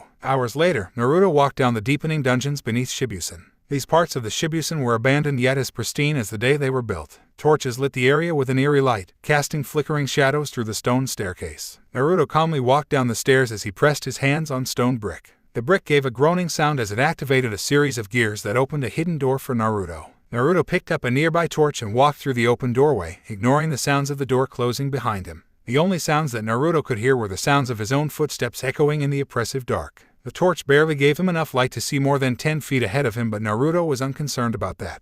No one was going to know he was here except for Shinigami. He pressed another brick, opening another door for Naruto, leading him into a large antechamber. The antechamber was a huge empty area. However, Naruto was concerned with the antechamber but rather what it leads to. He turned and faced a wall. This wall had the paintings of 3 eyes staring at anyone within the chamber. The eyes of the first and only Kishin to walk this very earth, Asura. Asura was once the strongest and most powerful of the Shinigami's 8 great warriors during the Great War with the witches. He was always a nervous man, but during the war the man's paranoia led to him to fear everything. Wrapping himself in scarves and wearing several layers of shirts, his fear soon led to his descent into madness. In his madness he began to feed on the innocent souls of people and distrusted everyone close to him, even swallowing his own weapon within him. He became something less of a human and more a monster. Blind with madness and fear, he finally snapped, becoming the physical embodiment of madness and the Kishin, slaying 3 of his comrades before the Shinigami stopped him. The Shinigami tore off Asura's skin and used it to make bag where he trapped Asura for all eternity. Yet there was another part that occurred before this story. During that same Great War, the witches had awoken Naruto and Miyako in the hopes of allying them against the Shinigami. When Naruto and Miyako refused, they fled from the 2 of them before stumbling into an ancient temple of the old world.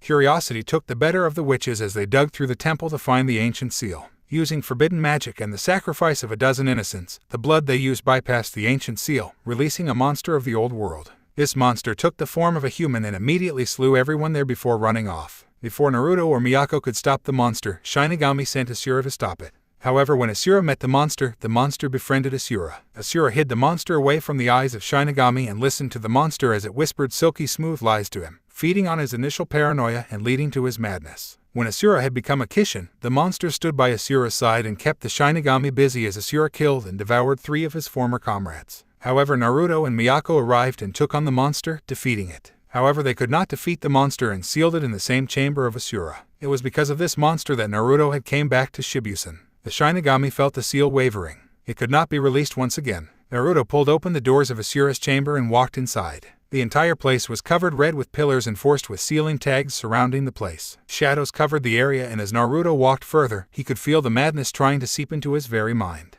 Naruto grunted and pulled up the strip of cloth covering his eye. A burst of chakra blasted away the madness, and he continued on his way, closer to Asura. Several minutes later, he was in front of the sack that sealed Asura. Naruto glared at the sack as flashbacks of that fateful day came back to him. So much death, so much blood, so much chaos. He shook his head and continued past the sack to the large work pillar that stood behind the sack. He made several hand seals before placing his palm on the pillar. The pillar opened to reveal another set of stairs going deeper under Asura's chamber. Naruto descended down the staircase as it led to a lead door covered in seals. Naruto pulled open the 2 doors and walked inside a large chamber. The chamber was completely spherical with a pillar in the middle. Around the pillar was a green energy shield that sealed the monster inside, supported by a multitude of self-charging seals that prevented the monster's influence from reaching the outside world. Within the seal, a person was shackled to the ground by a large crystal encasing its body. Glowing red chains going from 4 directions were anchored to a statue of a dragon, turtle, tiger, and phoenix. Around the outside green energy shield were 5 dragons constantly moving, each one a different element.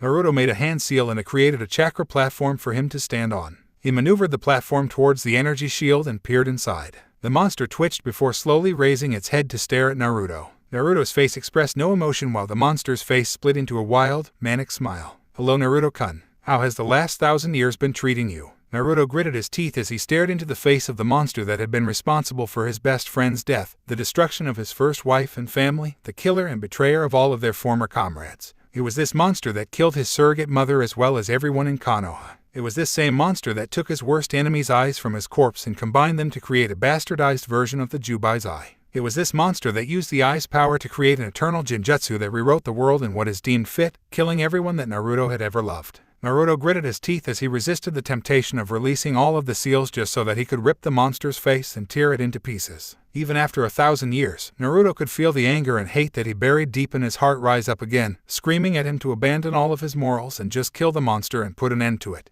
Naruto swallowed hard and shoved back those feelings, knowing that the monster was a former shadow of itself, and soon those seals would eat away the very existence of the monster, not even leaving a molecule behind. It was during these final 100 years that the crucial part of the seal must hold as it begins to destroy the monster's very soul, finally killing it. Naruto swallowed hard and glared at the monster. The monster laughed wickedly as it stared back, one eye completely gouged out while the other eye shone with evil glee. "Hello Sakura." Several days after Naruto's training sessions, Kid and Black Star were back to normal. However, both of them still had scars of their recent training with Naruto, as Kid would flinch severely when he saw the number 4 while Black Star would shiver whenever he saw Naruto. Even with their new quirks, the training of Naruto had done its work, as Kid was no longer so easily distracted in fights, while the insane training Black Star had undergone had improved his combat abilities nearly twofold and had faster reflexes than anyone in the class. The effects of the training between Soul and Maka wasn't so pronounced, but almost everyone could sense it. The pair's wavelengths have almost synchronized, and with this synchronization came an exponential increase in their power as well as the sensitivity of Maka's already powerful soul perception. Yet while the increase of power and perception was prominent, nearly everyone noticed closeness between the two and the small acts of affection between the two, despite Soul's and Maka's attempts of hiding it. Holding hands, small notes, and knowing glances were passed, much to Miyako's delight. More than once, Miyako had to suppress a squeal of delight when she spotted the young couple. It was so cute how they tried to hide when it was obvious to all except, ironically, Spirit. In class, I hope you remember that tomorrow is the big final. Don't forget that the test includes practicals as well. If you have any concerns, please come to me or Naruto after class, Miyako said. Good luck, students. Remember to get a good night's sleep. Out in the hallway, Stein turned a corner to see Spirit posing and moving his arms as if he was pushing something while making odd noises with his mouth. "Ts shakakakawabubub. What are you doing, senpai?" Stein asked. Spirit looked up surprised. "Oh Stein, I'm just sending good luck aura to Maka so she'll do well on her test tomorrow." Carry on. Yosh. Wuohuosha. Amakayayaye. Stein walked several steps forward but stopped when he heard strange sounds coming from the corner. Stein raised an eyebrow and turned the corner to see shirtless Naruto wearing a grass skirt and a horse stance while holding a lit incense stick in one hand and waving an ostrich feather in the other. His torso was covered with odd symbols painted on his skin in mud and was also emitting strange words from his mouth. Stein paused before stepping forward. "What are you doing, Naruto-san?" Naruto turned up to look at Stein in obvious disbelief. "Can't you see, Stein? I'm sending out bad luck aura to Spirit so that his aura won't be able to influence Maka. It wouldn't be fair for one student to have an unfair advantage." Stein opened and closed his mouth several times before nodding. "Of course, we want every student to have a fair opportunity," Stein said. "Carry on. Asu." Habakakakakakaka. WHATCHAA. Stein walked away from Naruto, shaking his head. And they call me insane. So Maka, does Soul continuing having those strange dreams of his? Maka nodded. Hi Medusa-sensei. He's been losing sleep over it and I've woken up several times to see him sitting in a chair beside my bedside, Maka replied. Is there anything you can do about it? Medusa smiled at Maka and nodded. Yes, there is Maka-chan. I've developed some sleeping pills that contain some unusual herbs. This will probably help him. She pulled out a bag of pills and handed them to Maka. Make sure he takes 2 of these every day. Hopefully it'll soothe his nightmares. Maka smiled. Thank you Medusa-sensei. She took the bag of pills and exited the infirmary. Medusa chuckled inwardly at the unwitting girl as she happily ran down the hallway. Those pills were custom made so as to accelerate the advancement of the black blood that was injected into your partner. I could feel it begin to resonate in you as well, little girl, Medusa thought. She stood up from her desk and began to search the student files. However, her eyes widened when she couldn't find Maka's file. Looking for this, Medusa turned around to see Stein holding the file. He casually dropped in on her desk. Oh, Stein, I didn't see you there. You shouldn't sneak up on people, Medusa said in false surprise. Stein grinned and sat in the office chair. Ah, sorry, Maka Albarn and Sol Evans. Are they really that interesting? Stein asked. Not really, but they are my students. It is my duty as a school nurse. Stein shrugged and pulled out a prescription slip. What's this? I took this from Maka. I don't recognize this drug.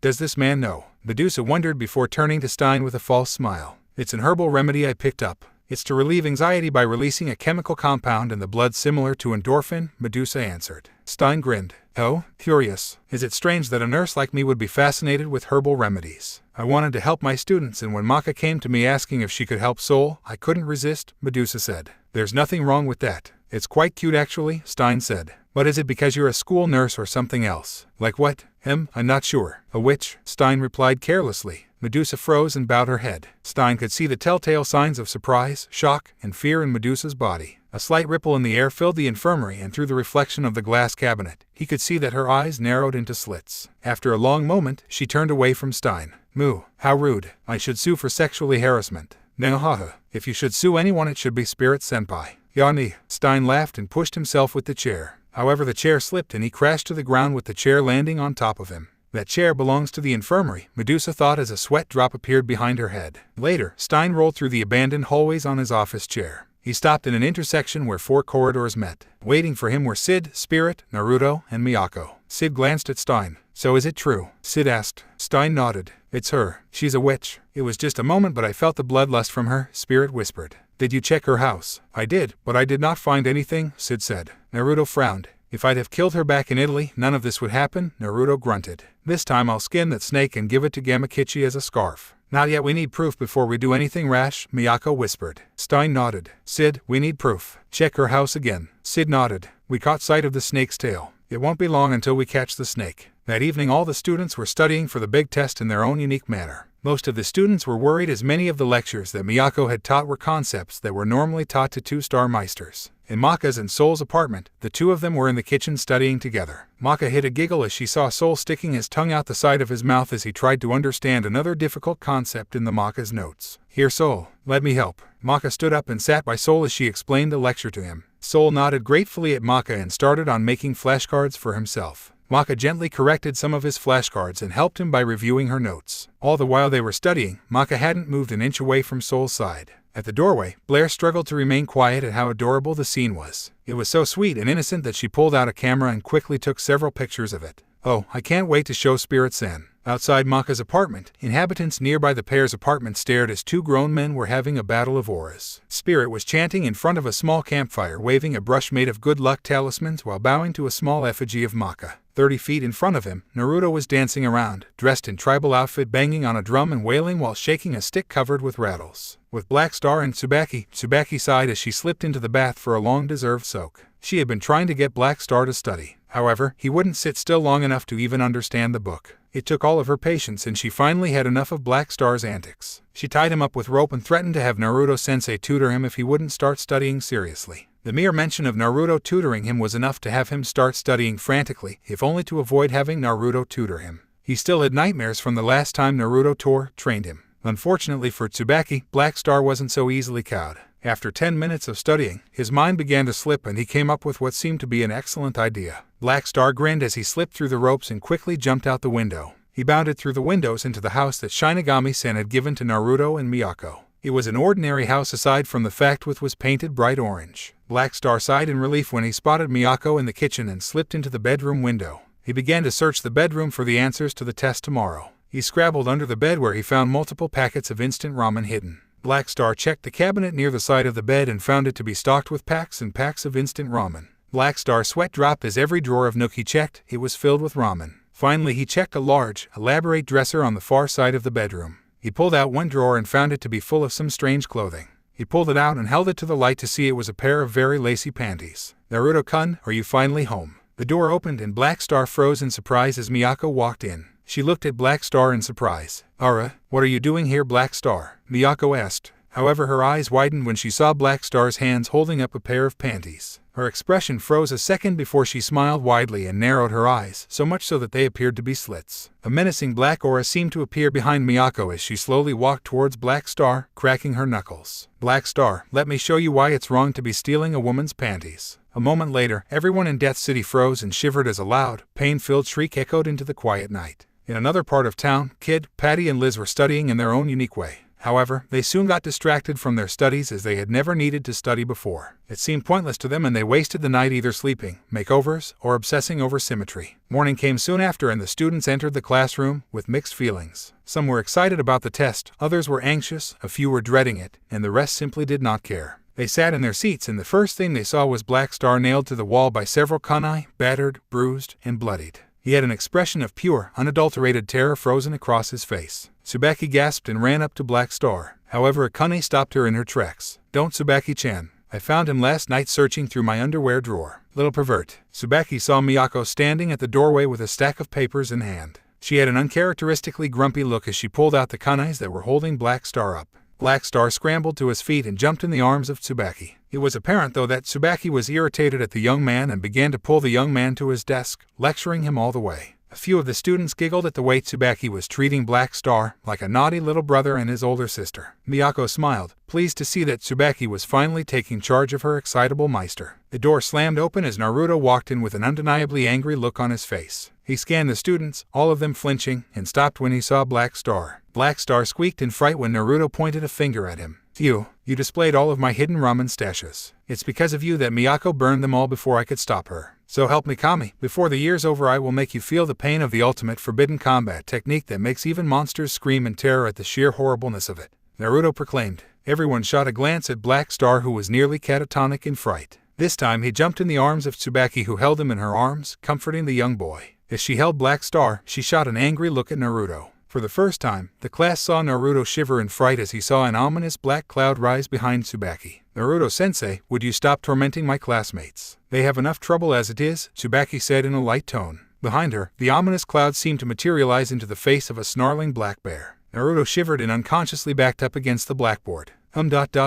Sure. Tsubaki-chan. In fact, why don't you calm down, Black Star, outside of class? I'll let you take the test later. Naruto stammered as he opened the door. Tsubaki gave Naruto a small smile. Thank you, Naruto-sensei. Come on, Black Star. Why don't we get some tea and cookies? The class watched in amazement as Tsubaki led Black Star out of the class. When she passed by Naruto, she gave him a look that made Naruto squeak and jump backwards before exiting the class. Naruto sighed in relief and turned to Miyako, who was trying to stifle her laughter. What did you teach her? Naruto asked. Miyako smiled in a eerie manner. A little of this, a little of that. Yada, yada, yada. Miyako turned to the class and clapped her hands to snap them out of their stupor. All right, class, it's time to take your test. You have 1 hour to complete this. Once the paper test is finished, we will go outside for the practicals. Remember not to rush, and if I catch you cheating you will be sent out the classroom, have remedial lessons with my husband before retaking the test at my choosing. Is that understood? Hi. Miyako quickly passed out the test and she went back to her desk. She pulled out a time and set it for 1 hour. She pulled out a book and began reading while Naruto pulled out an MP3 and started listening to it. The test period was rather mundane as most of the students simply took the test. However, Naruto grinned as he examined the antics of Kid, Liz, and Patty. Patty was merrily drawing with crayons while Liz was transfixed at the one strand of hair growing from the bald student in front of her. Kid's OCD was flaring up as he wrote and rewrote the K in his name.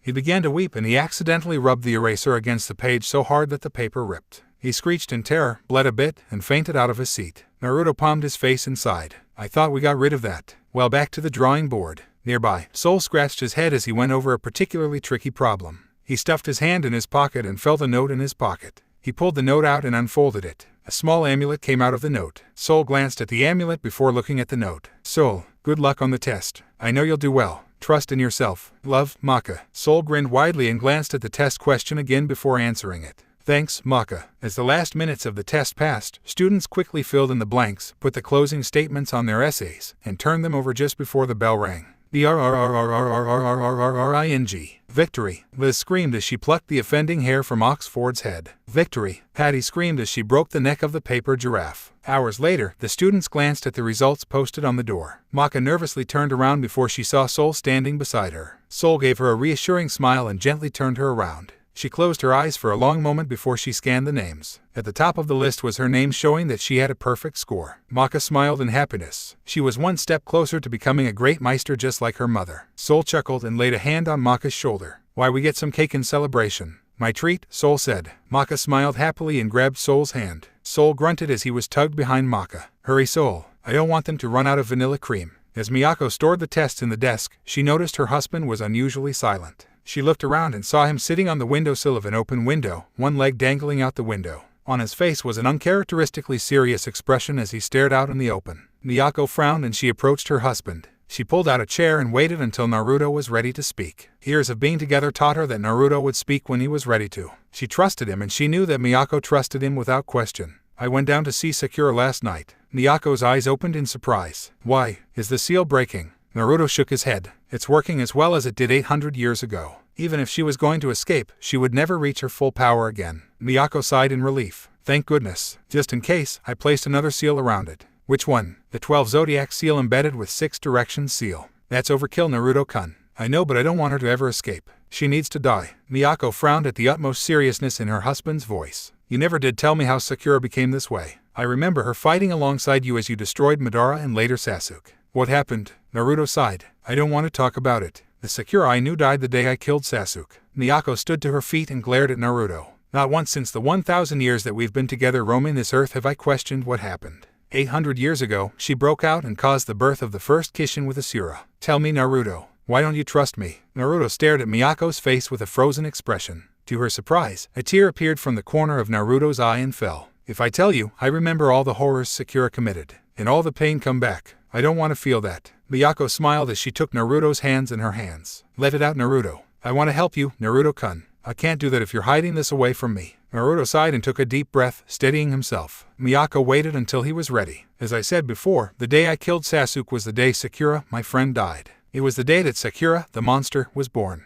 The day I killed Sasuke was the day Sakura, my friend, died. Sakura the monster was born that very moment, Naruto whispered. His head sagged as his mind went back to that awful day. Flashback. And so it came to pass that the heirs of the 2 sons of Rikudo Sennin will clash again, Naruto muttered. The war against the Akatsuki was finally beginning to end. All the major players of the Akatsuki were wiped out by the joint efforts of all the 5 villages. Hisamu was finally killed by Kurabi after he diced the shark Nin into small pieces with his swords and chopping him down with Samhada. Zetsu was taken down by the Mizukage, Reikage, and Tsuchikage when they, literally, band into pieces of dust and melted into nothingness. The armies of the combined nations managed to destroy every Zetsu clone while Kabuto was finally taken down by Kakashi and Guy. Sadly, both Jounins died soon after as Kakashi was completely drained of all of his chakra and Guy had released all 8 gates in order to defeat the man. Once Kabuto was killed, all the reanimated corpses were finally put to rest as the controller of the Jetsu was killed. Team Taka was quickly captured and imprisoned in Kiri's prison cells before quickly executed.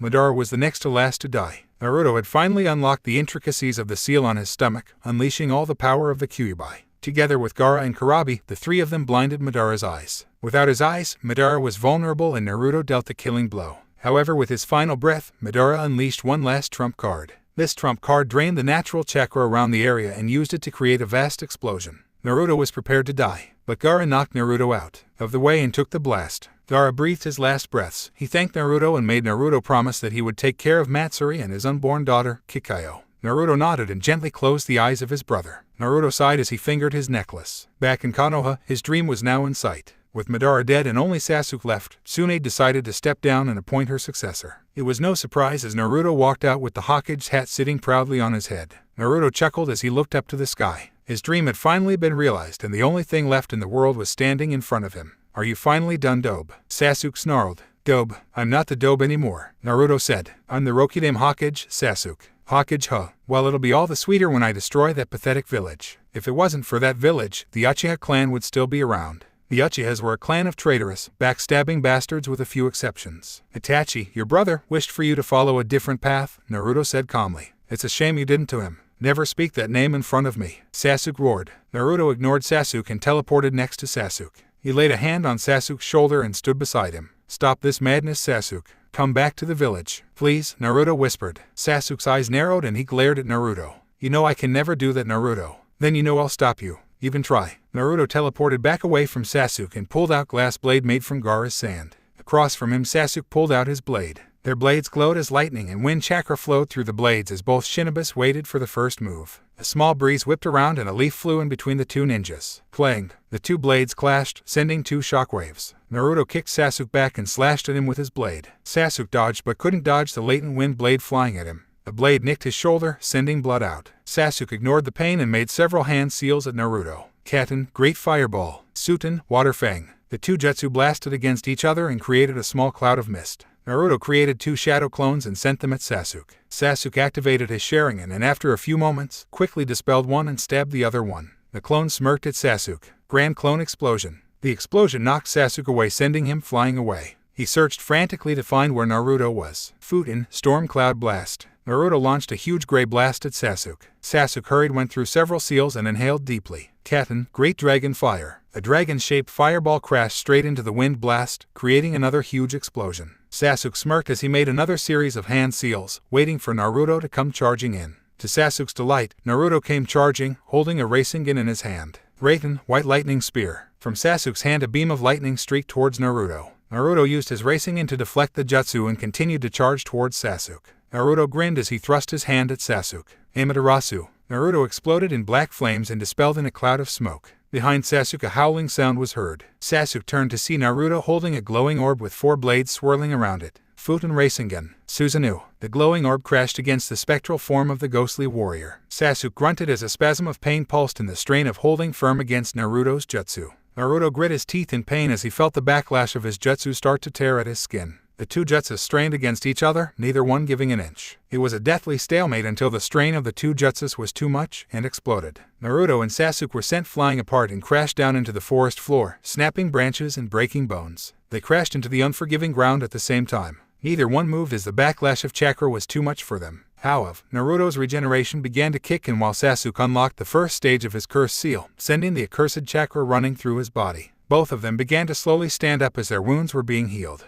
Naruto frowned slightly as he looked into the eyes of his friend. No longer was there a shred of regret or any emotion. All that Naruto could see was wrath, vengeance, and anger. Sasuke clung to these hateful emotions like a drowning man, immersing himself into his rage. There was so much hate that Sasuke's cursed seal advanced into its second stage. His skin began to turn purple, bat-like wings erupted from his back, and a four-pointed star appeared in the front of his face. I'm sorry, Sasuke. Naruto sat down and closed his eyes. For Naruto, time seemed to stop as he felt the soothing, almost motherly, aura of the land itself. He immersed himself in it and began to channel mix it with his own chakra. As soon as his chakra and the land's chakra was synchronized, he added the Kyubais as well. The three chakra began to resonate and empower Naruto as he channeled more and more chakra through his body. He could feel the chakra almost bounce around him as he started to glow white as wisps of yellow, blue, and red chakra floated and spun around him. Naruto stood to his feet and clapped his hands together. A humongous burst of chakra erupted around him, sending ripples in the surrounding area. Sasuke stared at Naruto in envy and rage. How can that weakling still be as powerful as me? He has not suffered as much as I have. He does not deserve that power. It should be mine.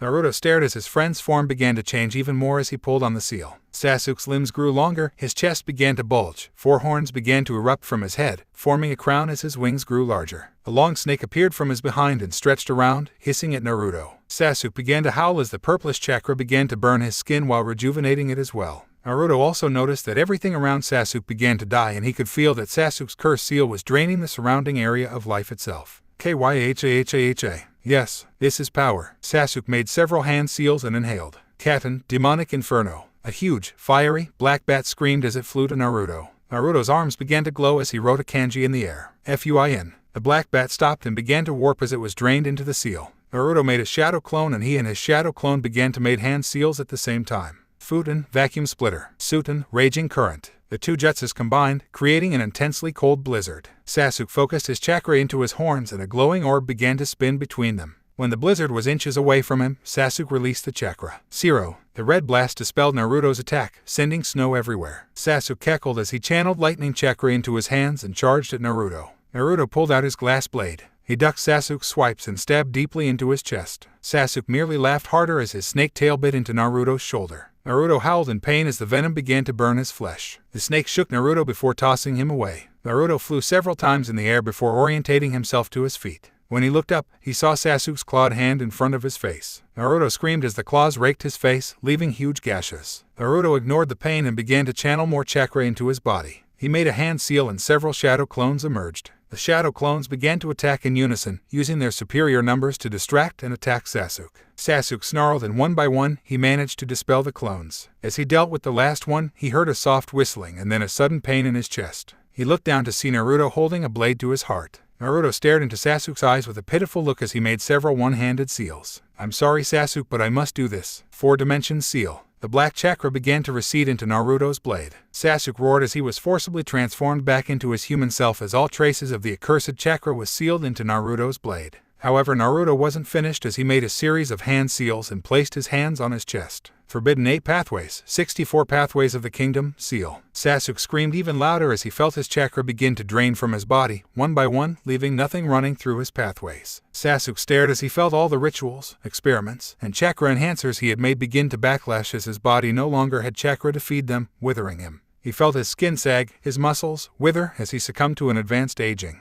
His proud eyes began to dim as he felt himself falling into the void. Sasuke's voice rasped as he clung to Naruto. Naruto's eyes began to leak tears as he embraced his friend one last time before he met the great beyond. "Kasen," Sasuke whispered. Naruto felt Sasuke's body stiffen before falling limp. Naruto looked down to see the withered form of Sasuke lying against him. However, he could not help but smile as he saw the Sasuke's face, finally free from his madness and hate. Naruto lifted the body of his friend and began his long trek back to Konoha. Sasuke may have been a murderer, a demon, and a traitor, but he was one friend that Naruto would never forget. 15 years later. "Hokage-sama, did we really have to employ all the ANBU for this?" Naruto glared and hissed at the ANBU. "Silence. It is my duty as a father to watch my daughter's first date. I won't have my baby girl be treated anything less than a princess by some low-life player." Naruto hissed. "But Kikayo-sama is being courted by your son, Yamato-sama," the ANBU replied. "Don't you trust your son? They have been together since birth. So, that doesn't mean he won't be a pervert. I mean, I raised my son to be perfect gentleman, but that doesn't mean I don't recognize those dirty thoughts running through his head when he saw Kikayo's miniskirt.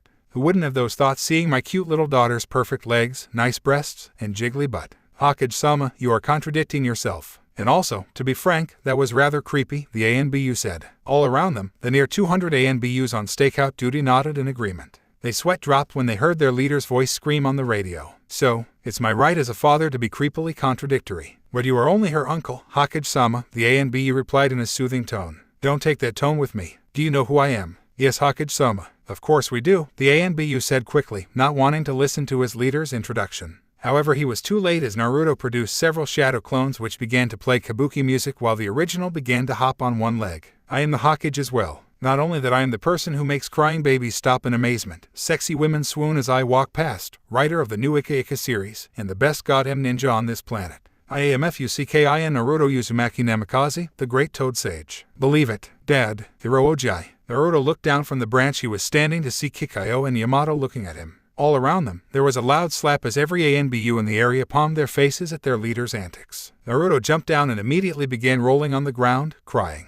"Uwaah, Gaara, your niece is so hurtful, not even respecting her loving uncle who has spoiled her since she came out of your wife's slimy V. Don't you even finish that statement, Hiroji." Kikayo screamed as she stomped on her uncle's body. The Hokage's shrieks of pain only set off another round of face bombs by the ANBU. Yamato's sweat dropped and gently pulled Kikayo away from his father before she beat him to death. "Come now, Kikayo-chan, I'm sure Chichu didn't mean it. You know how he is," Yamato said softly. "Let go of me, Yamato-kun. I'll make sure Hiroji regrets it." Yamato sighed as he lifted Kikayo off of her feet. However, with her struggling, his hand slipped and he groped her breast. Kikayo froze in shock while Yamato turned deep red and set her down. He looked down and blushed bright red as he tapped his fingers together. "I am sorry, Kikayo-chan. It was on my mistake," Yamato stuttered out. Kikayo only frowned slightly, but before she could say anything, Naruto pointed at his son dramatically. "Huh, you see ANBU, arrest the molester. Did I not predict it? He cannot control his raging hormones. Kikayo glared at her uncle as not only was he accusing her boyfriend and his son of a ridiculous charge over a simple accident, but he unconsciously made a clone, and said clone was writing furiously while giggling perversely. Kikayo snatched the notebook out of the clone's hands and began to reading it aloud.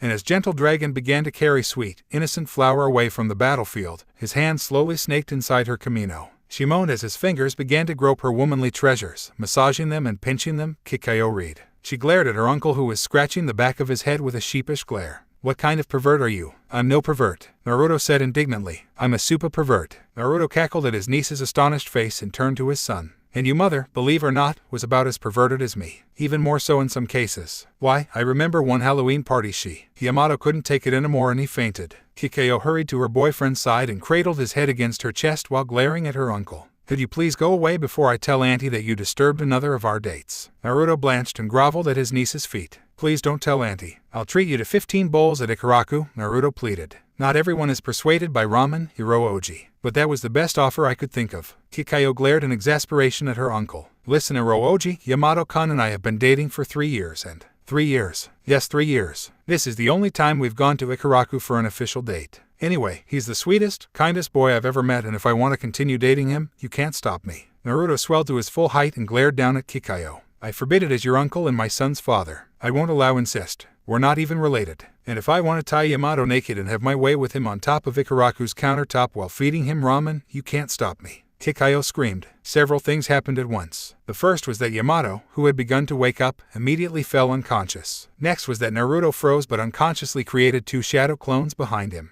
One began to scream at the top of his lungs in outrage while the other was giggling perversely as his hands flew across the notebook pages, frantically writing the kinky scene. The last was that the perverted clone began to read his story, and ANBU agents soon dropped like flies as they bled into unconsciousness. However, before Naruto could react, a hawk appeared and landed on Naruto's shoulder. Naruto snapped out of his stupor and removed the scroll on the hawk's back. His eyes narrowed immediately and he turned to Kikayo. Take Yamato and yourself back home at once. A giant monster has just destroyed the daimyo's mansion and it's on its way here, Naruto said seriously. Hi Ajusan, Kikayo said. She picked Yamato up and carried him away. Naruto watched as his 2 children leave before making hand seal and disappeared in a swirl of smoke. He reappeared on the Konoha wall top. The Shinobis immediately snapped to attention and saluted Naruto. Hokage-sama, signal the alarm. Alert all Shinobis now. Hi. Within seconds the great drums around Konoha thundered as gongs rang, signaling all the Shinobis that danger was coming. Immediately Genins and Chunins enacted the evacuation duties of the civilians while the Jounins and higher appeared at the Hokage tower, awaiting the Hokage. Even the Hokage's wife, Hinata Hyuga Namikaze, was waiting for him patiently. The room was filled with hushed whispers about the alarm, but all whisperings were silenced as soon as Naruto entered. He walked behind his desk and turned to face the Jounins and special Jounins in the room.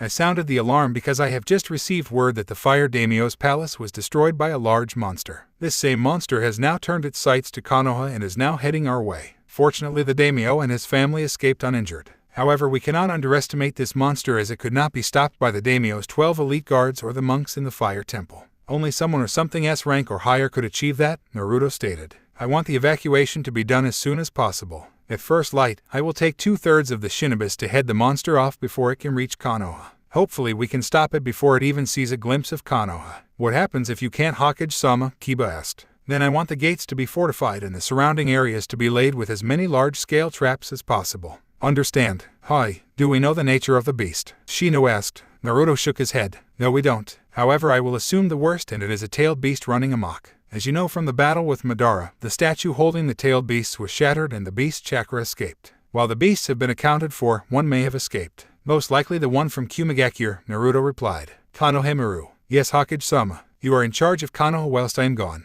If you do not hear word from us at sundown tomorrow, begin fortifying Konoha. Understand? Hi, now get some rest. Tomorrow, we stop this monster. Naruto made a hand seal and vanished in a swirl of smoke. He reappeared in front of an orange house near the pristine Hyuga mansion. Naruto grinned as he remembered painting that house, and the sight of it constantly irked the clan head, Neji. Naruto opened the door and entered inside to see Hinata waiting for him. Hinata hugged Naruto tightly for several long moments. What's happening, Naruto? A monster is heading our way. Where are Kikayo and Yamato? In their rooms, Naruto-kun. Will we be fine? Of course, Hinata-chan. I'll never let you get hurt, Naruto whispered. I wish Sakura was here, Naruto said sadly. Hinata patted Naruto's back. She left seeing Sasuke's body. As far as I know, she's enjoying a peaceful life running an orphanage in Kiri, Hinata whispered. Don't worry, she can take care of herself. I know, Naruto whispered. I'm going to talk to the children. Hinata smiled and nodded. I'll be waiting for you, Naruto. Naruto nodded and headed towards Yamato's room. He opened the door and his mouth dropped when he saw Yamato and Kikayo making out. Not only that, but Yamato had his shirt off and struggling to remove Kikayo's bra. A soft click was heard as the clip was unsnapped and Kikayo's bra fell to the floor. G-A-A-R-A-A. We are now united by blood. I'm so proud of my manly son. Taking the first step into manhood. T-A-M-P-A-I. C-H-I-C-H-U-A. Hiroji. Get the fuck out. How could this happen? Hokage-sama, help. Run. Help us. The next day, Naruto could only stare as he watched the brave men and women who were under him were being slaughtered. Facing him, his opponent was standing on top of a humongous demonic slug. Naruto could see his opponent's shoulders shake in laughter as Naruto watched helplessly as men screamed from being melted alive from the acid. How does it feel to watch everything you love be destroyed in front of you? His opponent called, I'll kill you, like you killed Sasuke-kun. Naruto paused. Who are you? The person shook in laughter at Naruto's question. You don't recognize me, Naruto. The figure threw off her cloak to reveal a man of long pink hair. Naruto's eyes widened as he immediately recognized the person standing in front of him. Sakura-chan. So you remember me after all these years, do you? Of course I do, you're one of my precious people. Sakura cackled. And would you hurt me, like you did Sasuke-kun?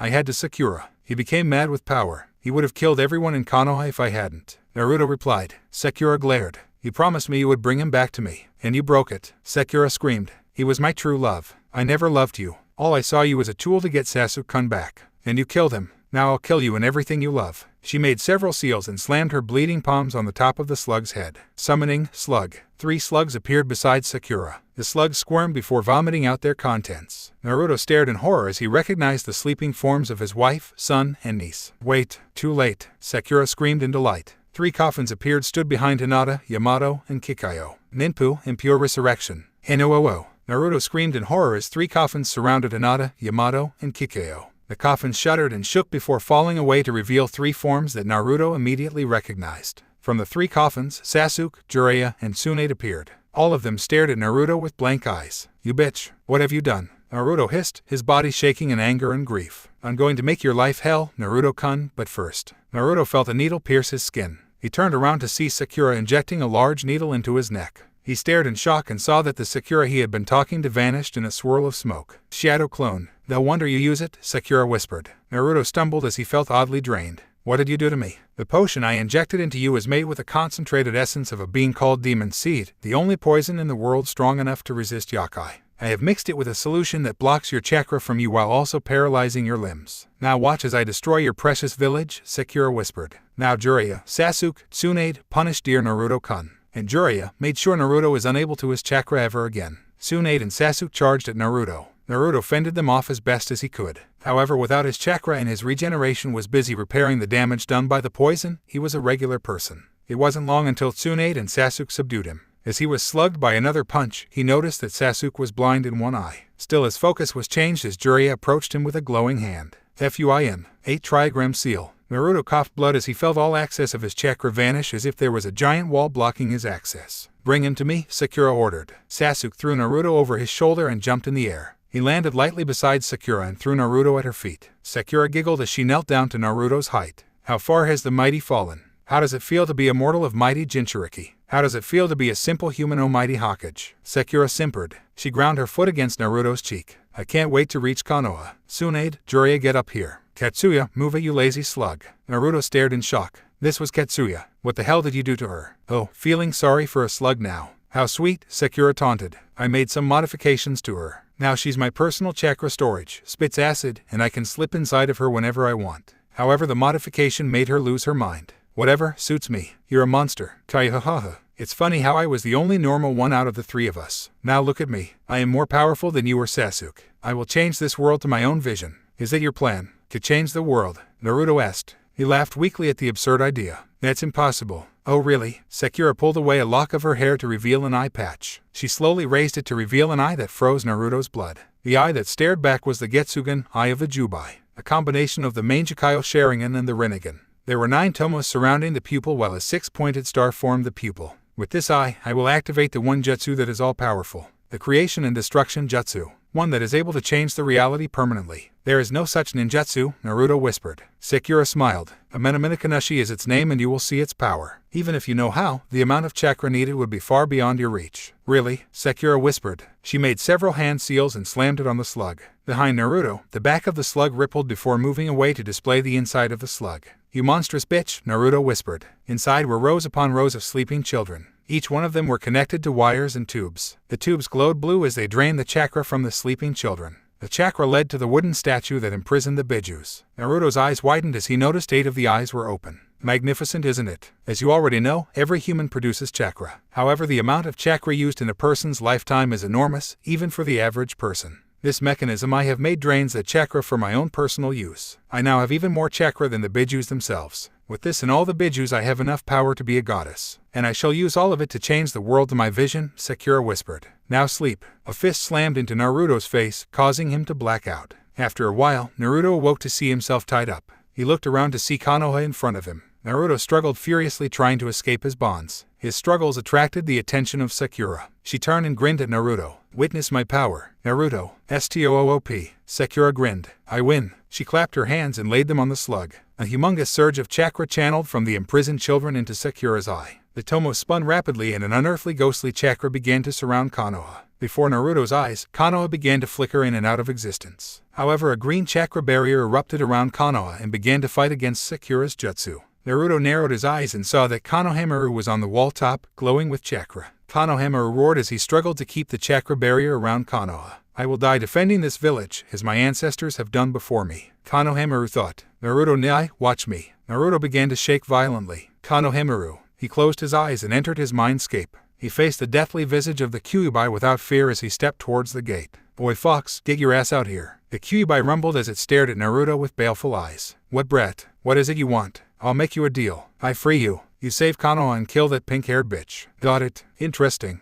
And if you die, I don't give a damn. Make sure you tear that bitch to pieces and leave Konoha alone. Do you understand, you fucking fox? Naruto roared. The Kyuubi roared. You have my word, boy. Now free me. Naruto smiled widely as he grabbed the seal. Rip her to pieces and send her to hell. He tore off the seal. The effects were almost immediate. Sakura paused as she felt the presence of the biju. The Kyuubi's malevolent chakra erupted from Naruto's stomach and flew high into the air, rapidly gaining size until its full size had been reached. The Kyuubi howled to the moon as its freedom had finally been achieved. He stared down at Sakura and grinned evilly as he saw Naruto's form slump against the slug. Well bitch, it's time to die. No, I will not die. You will obey me. Sakura stared into the eyes of the Kyuubi with her Getsugan, all the tomos spinning. However, she did not expect Naruto to appear in front of her. He used the last of his strength to pull out a kunai and gouged her eye out. Fuck you bitch. Zhahaha. Boy, I will miss you. The Kyuubi bellowed in laughter as it charged up a biju ball with its tails. The massive sphere of energy soon reached critical mass and the Kyuubi swallowed the ball. He then pointed his maw at Sakura and Naruto, who continued to stab the eye, despite his fading strength. From the Kyuubi's maw, a huge beam of enemy flew out and fired it at Sakura and Naruto. Sakura screamed as she was incinerated by the blast. Naruto, however, felt no pain as the blast hit him. Yet fate had other plans for him. The gouged-out eyeball glowed in the presence of the biju's chakra and attached itself to Naruto's eye. The eye glowed and Naruto faded out of existence. Sakura, however, was not so lucky and the blast incinerated her. The Kyuubi chuckled as he examined his work. The only thing that remained of the giant slug was the accused statue that held his brethren.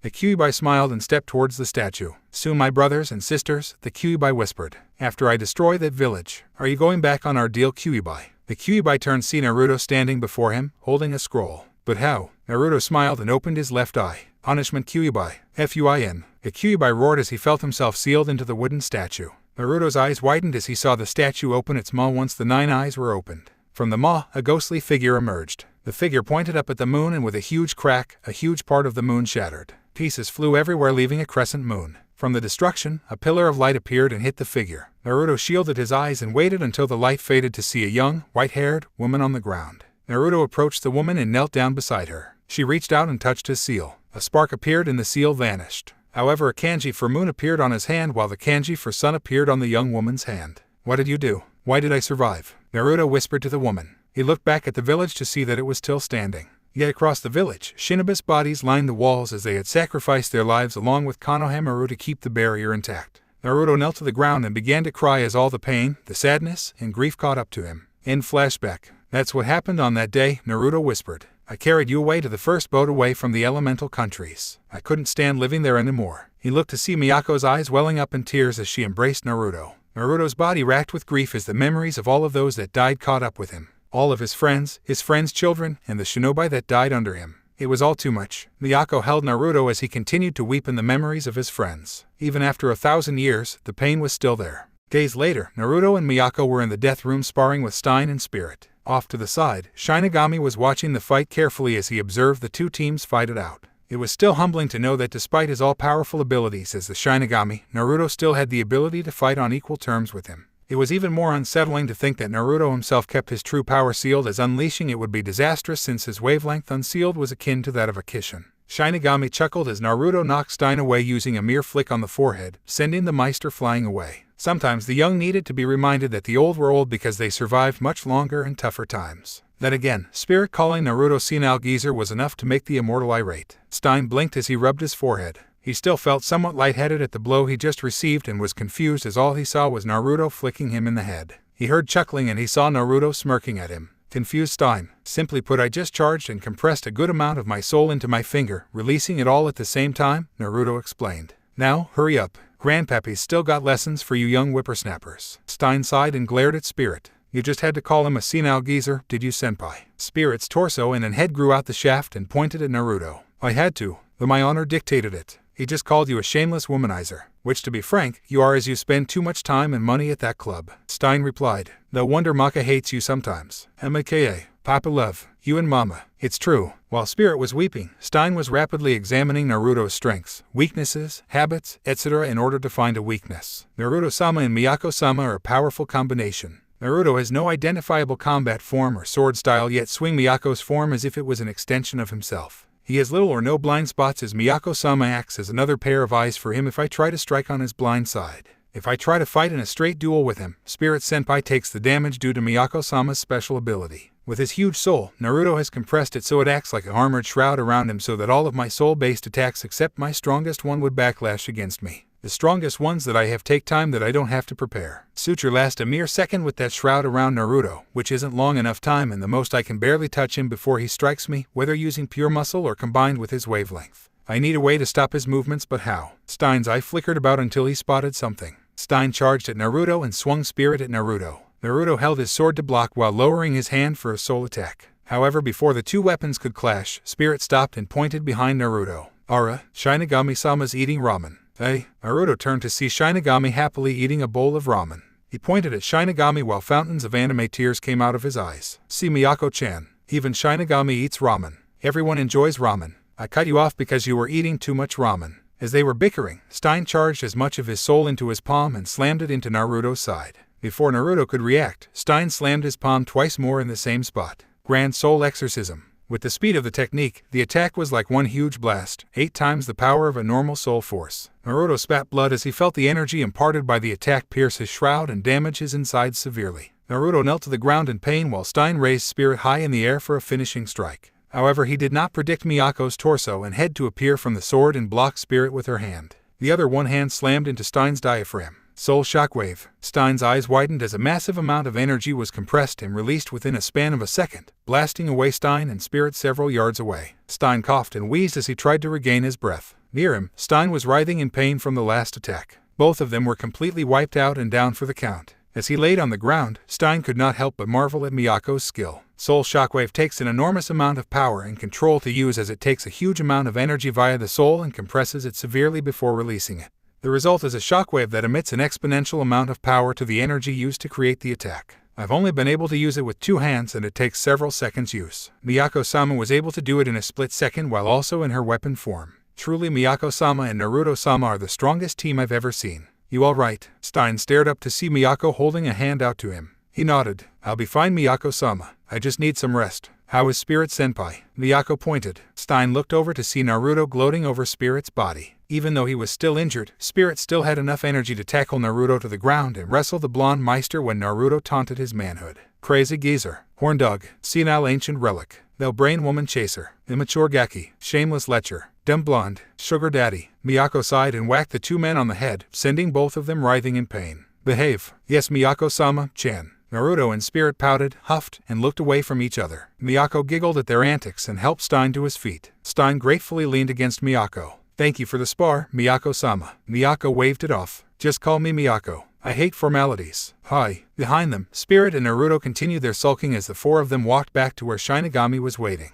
He clapped his hands to attract their attention. "Excellent spar, all four of you. Stein, Spirit, you should be proud of your efforts. You lasted longer than any other Meister weapon pair. Over an hour if I can recall. Excellent work," Shinigami praised. Stein and Spirit smiled in pride at the compliment. "Anyway, I asked you to spar because my spies within the witches' ranks report of an escapee of the immortal werewolf clan from the Maba's personal prison," Shinigami called. Naruto's head jerked up. "The werewolf clan? I thought they were hiding in the Rockies and the Ural mountain range," Naruto asked. "Why would one be in the Witch Queen's prison?" "Because this werewolf managed to steal one of her eyes and implant it within himself. I assume you know whom I'm talking about." Naruto nodded. "Ah, gotcha. Bobby Cannies, the Fang of Alaska if I remember. Trained by a shaman in the magical arts if I can recall. Cast out of the clan for using magic and sought sanctuary amongst the witches. Maba decided to hand him back to the werewolves in order to keep the peace. He tore out her eye and implanted it within himself during the struggle to apprehend him. Met him once. He's a damn good fighter when he wants to be. Likes movies too." "That's the one," Shinigami said.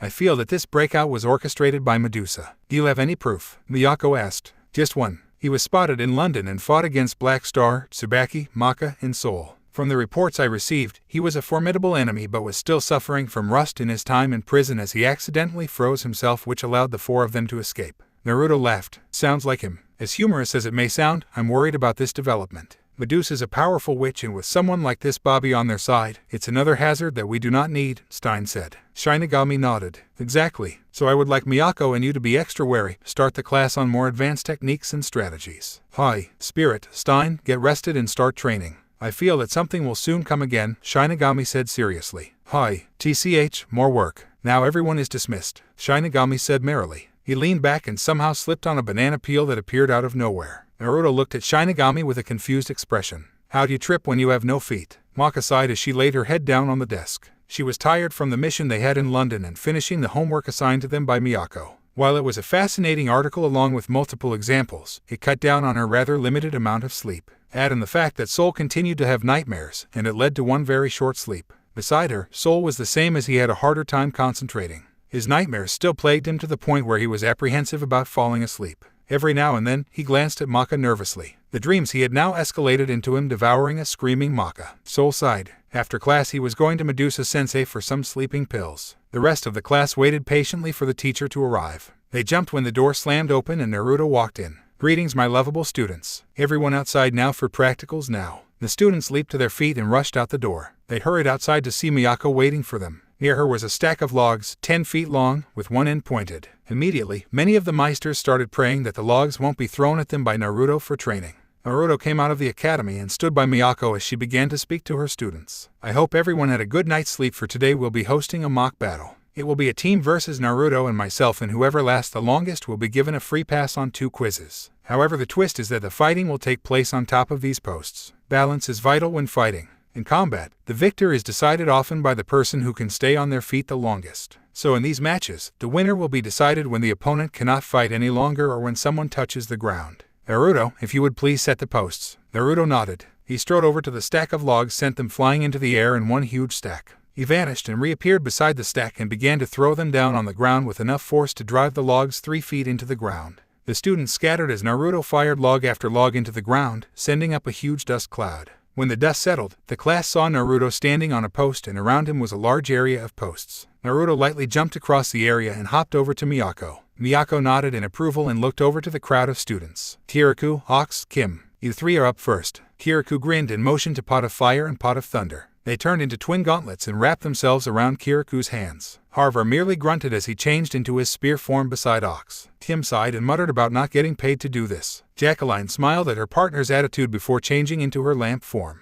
All 3 of them leaped onto the posts and faced Naruto. Naruto chuckled at their expressions and held out a hand. Miyako glowed and leaped into the air. Naruto snatched her sword form out of the air and swung it several times before thrusting it into the air. There was audible shockwave and everyone stared as a vacuum of air flew into the sky, blasting apart a cloud. Naruto chuckled at the awestruck stares of his students and crouched low. His eyes bore into the 3 meisters like a wild animal. All 3 of them swallowed nervously but held their weapons at Naruto. Naruto smirked, seeing that all of them kept their weapons steady. Excellent. Fear is the greatest weapon a person can master, Naruto said softly. Kim pointed her lamp at Naruto and yanked her chain. The lid of the lamp popped open and a huge blast of fire came out. Naruto smiled and raised his sword horizontally. As soon as the fireball made contact with the blade, it reversed directions and screamed straight at the three meisters. The three immediately jumped out of the way to avoid the huge blast. Kirikou looked around trying to locate his two teammates when he felt a presence near him. He lashed out with POF and felt his fist slam into something. However, a split second later, he felt a blow to his fist that spun him around in the air. He looked around to see Naruto grinning at him with his leg raised high. Good instincts but not good enough. Naruto's foot connected, sending Kirikou spiraling downwards. Kirikou quickly orientated himself and landed on two posts. He winced in pain as he felt his muscles strained severely from the impact.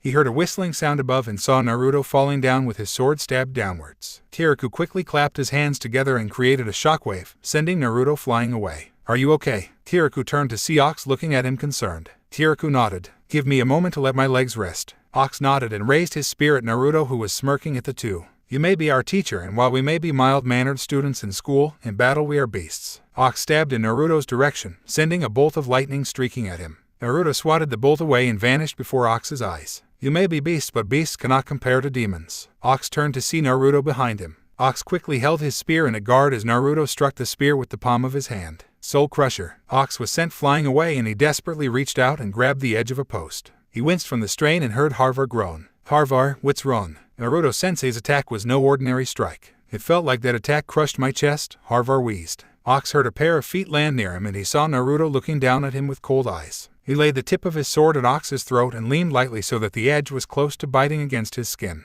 In the battlefield, a moment's rest can lead to death. Get up, Ox. Halloween heater. Naruto turned to see a gout of fire fly towards him. He jumped back in time for the blaze to just miss him. Ox looked up to see Kim holding out a hand for him. Ox took it gratefully and Kim pulled him back on top of a post. Ox smiled gratefully at her. Thank you, HMPH. Make sure to pay me back later for helping you. Kirikou landed on the post beside Ox. Good, you're still in. How are we going to fight a guy like Naruto-sensei? Kirikou asked. Ox sighed and whirled Harvar's form before planting it in the post. We'll need to use chain resonance, Ox said. Kim looked at Ox in surprise. Oi, don't you think that's going a little too far? It's a simple spar. Kirikou smirked. He already sees us as second seed to Maka, Kid, and Black Star. I for one hate to be seen that way. I concur. Sigh, men. Fine then. Naruto's eyes widened as he noticed a white sphere surrounded the three meisters. He, along with every student, could feel the rise in power as their wavelengths synchronized and amplified their power. He chuckled and clapped his hands slowly. Excellent. A successful chain resonance so young, Naruto said slowly. He grinned at the three with a feral smile, unconsciously giving off an excited growl at the chance for a challenge. Come on now, show me what you got. The Ox and Kirikou charged at Naruto while Kim flew above them. She launched a blast of fire that Naruto sliced away using his sword.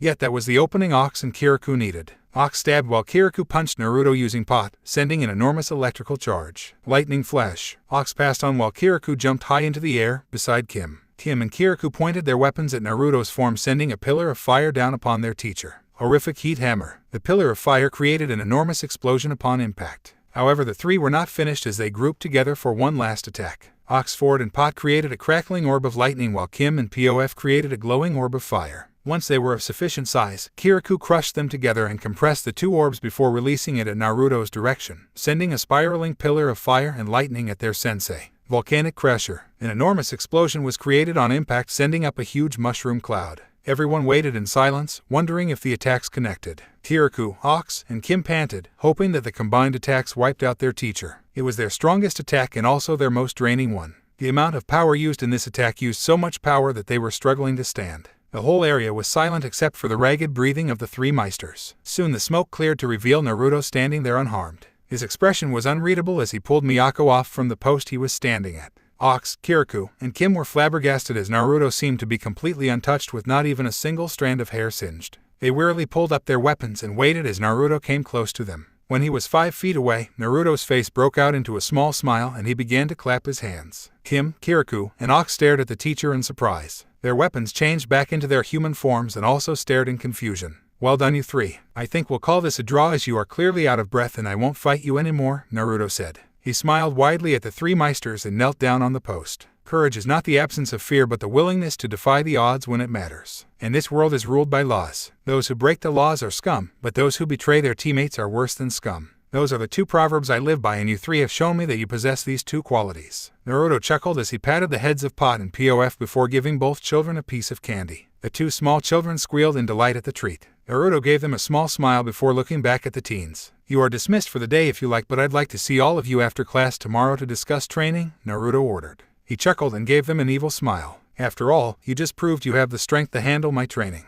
I now have 3 more toys to torture. Naruto cackled in glee as he jumped off the posts and stared at the group of students. Who's next? Come on, don't be shy. Maka looked at their sensei in horror at the fact he was unscathed from the huge attacks made by Kirikou, Ox, and Kim. The man's a monster. Soul chuckled grimly. Nope, merely insane. Truer words were never spoken as Naruto began to cackle wildly, scaring every student in his class. Come one, come all, cause Naruto Namikazes has a gift for all. A kind of old school whoop ass that comes to pass. Hours later, Soul panted as he helped Maka into their flat. It seemed that after fighting Ox, Kirikou, and Kim, Naruto decided to push all the times harder during the fight in order to get the most out of the fight. Soul felt sorry as a couple of the teams were sent directly to the infirmary due to Naruto unable to hold back his enthusiasm and literally pummel one student 6 feet under into the ground. It was only through luck and fast reflexes that Maka, Black Star, and Kid were able to come out of the fight with several minor wounds. Soul shuddered as he remembered Naruto slapping Black Star with the flat of his sword hard, leaving a large welt on Black Star's chest. Or the flick of death he used against Kid, sending the young student high into the air before crashing down 2 minutes later. The impromptu flight made Liz hug the post and kissed it, grateful that they had landed back in Shibusen. Maka held her own pretty well as in a fit of desperation hit Naruto with an imperfect version of Soul Force, sending Naruto stumbling.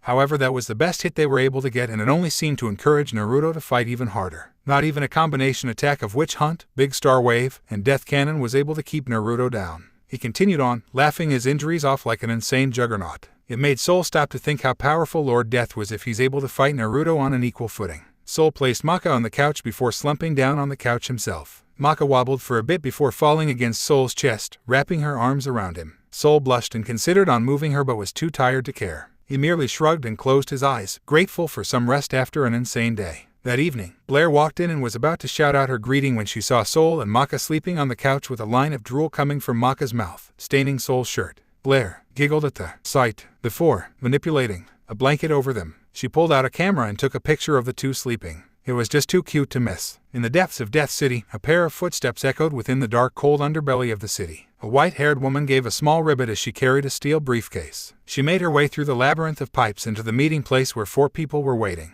One was the werewolf she freed, who the woman knew was free. Across from him was their leader's child and experiment Krona and his demon weapon, Ragnarok. In between them, balancing on a vector arrow, was the infamous snake witch, Medusa. Medusa hissed in glee when she saw the briefcase. Iruka, is it inside? Hi, Medusa-sama. Iko, Iruka said fearfully. She opened the case to reveal parts of a large syringe and a container full of a black liquid. Medusa hissed and nodded in approval. Excellent, Iruka. Free, is your eye working? Medusa asked. Free nodded. I'm finally able to use it without any drawbacks. But we'll need it to prevent Shinigami from interfering in our plans. Tomorrow night, the Kishin shall rise again. Yo, now's everything's picking up. Hope everyone enjoyed Super Bowl Sunday. As always, please review. As a bonus, here's an omic. Dear God, why? Naruto and Spirit glared at each other as they completed the last level of Halo Reach. When the scores were tallied, Spirit had won by a narrow margin. Before Spirit could gloat, Naruto sighed and turned to Spirit with a tired look. Alright Spirit, this rivalries have gone long enough, Naruto said. What's the score now? 147-147.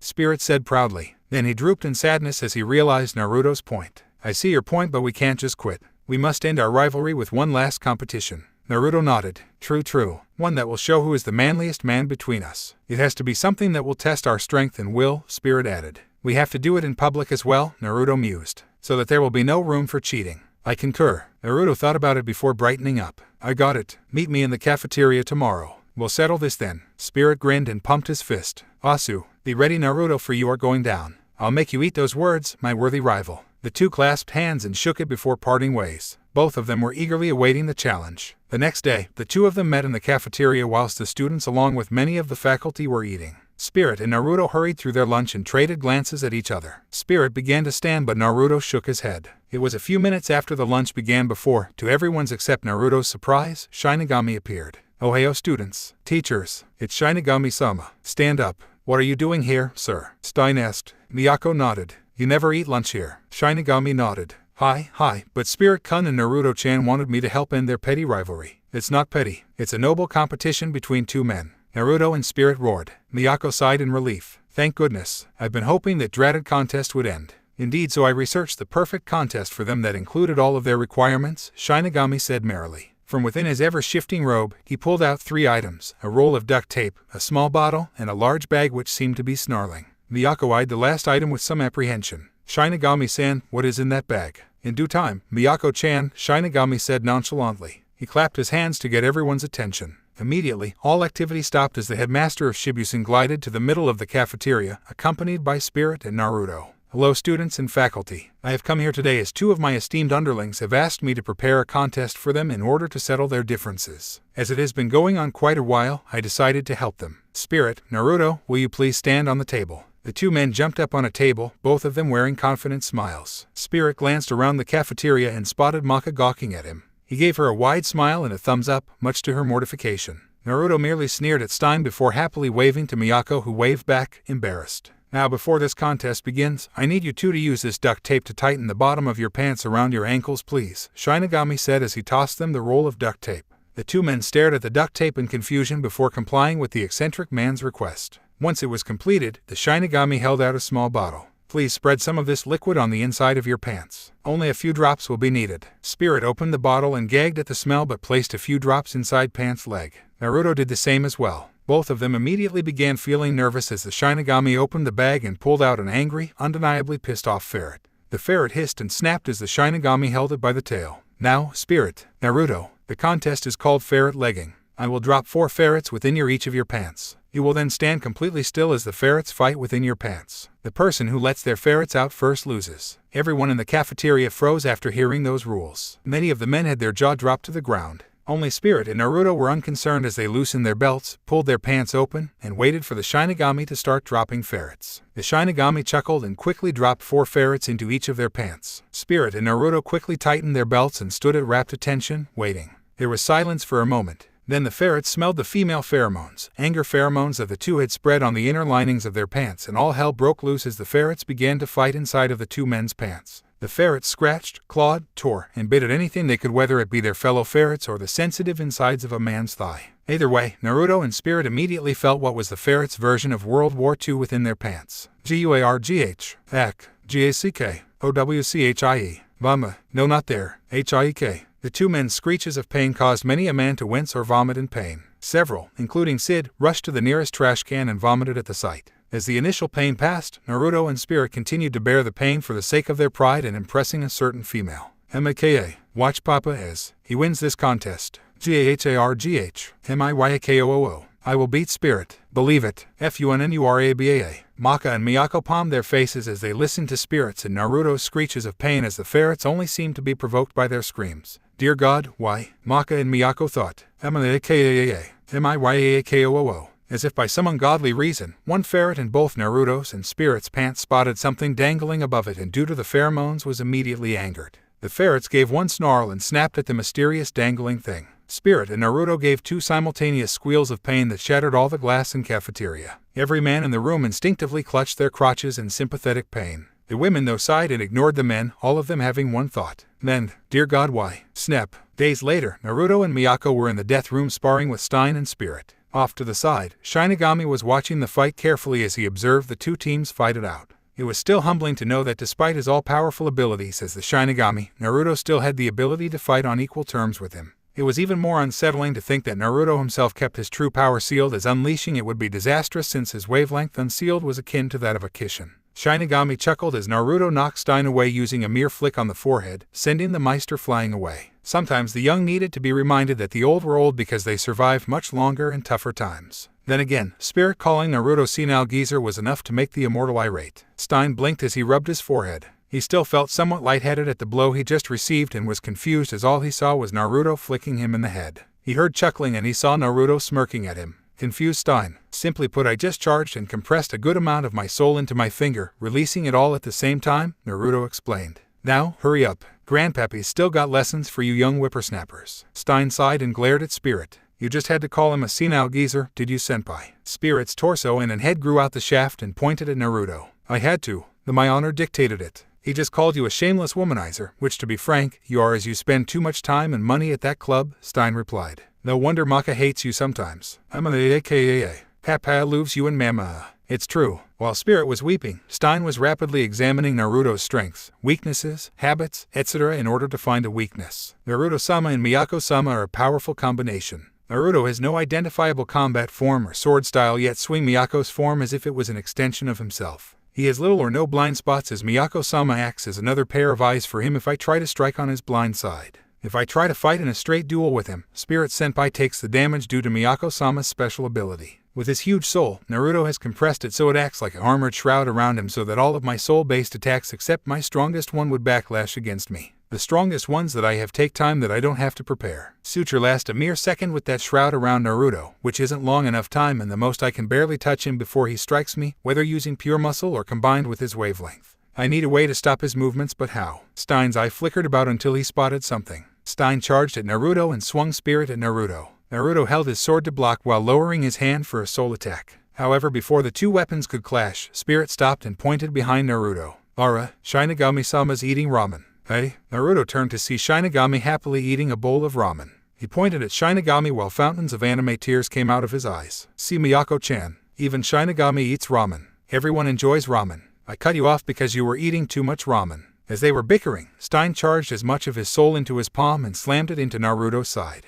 Before Naruto could react, Stein slammed his palm twice more in the same spot. Grand Soul Exorcism. With the speed of the technique, the attack was like one huge blast, 8 times the power of a normal soul force. Naruto spat blood as he felt the energy imparted by the attack pierce his shroud and damage his insides severely. Naruto knelt to the ground in pain while Stein raised Spirit high in the air for a finishing strike. However, he did not predict Miyako's torso and head to appear from the sword and block Spirit with her hand. The other one hand slammed into Stein's diaphragm. Soul Shockwave. Stein's eyes widened as a massive amount of energy was compressed and released within a span of a second, blasting away Stein and Spirit several yards away. Stein coughed and wheezed as he tried to regain his breath. Near him, Stein was writhing in pain from the last attack. Both of them were completely wiped out and down for the count. As he laid on the ground, Stein could not help but marvel at Miyako's skill. Soul Shockwave takes an enormous amount of power and control to use, as it takes a huge amount of energy via the soul and compresses it severely before releasing it.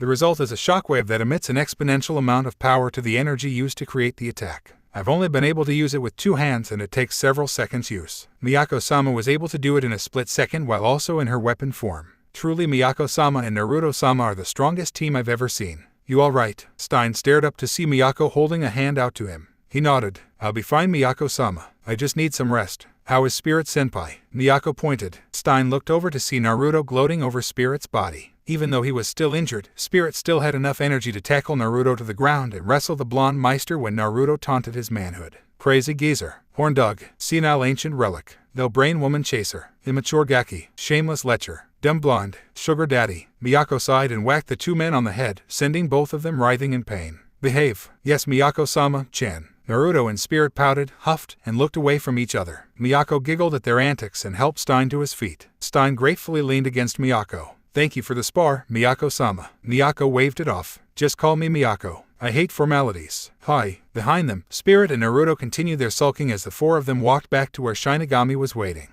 He clapped his hands to attract their attention. Excellent spar, all 4 of you. Stein, Spirit, you should be proud of your efforts. You lasted longer than any other Meister weapon pair. Over an hour if I can recall. Excellent work, Shinigami praised. Stein and Spirit smiled in pride at the compliment. Anyway, I asked you to spar because my spies within the witches' ranks report of an escapee of the immortal werewolf clan from the Maba's personal prison, Shinigami called. Naruto's head jerked up. The werewolf clan? I thought they were hiding in the Rockies and the Ural mountain range, Naruto asked. Why would one be in the Witch Queen's prison? Because this werewolf managed to steal one of her eyes and implant it within himself. I assume you know whom I'm talking about. Naruto nodded.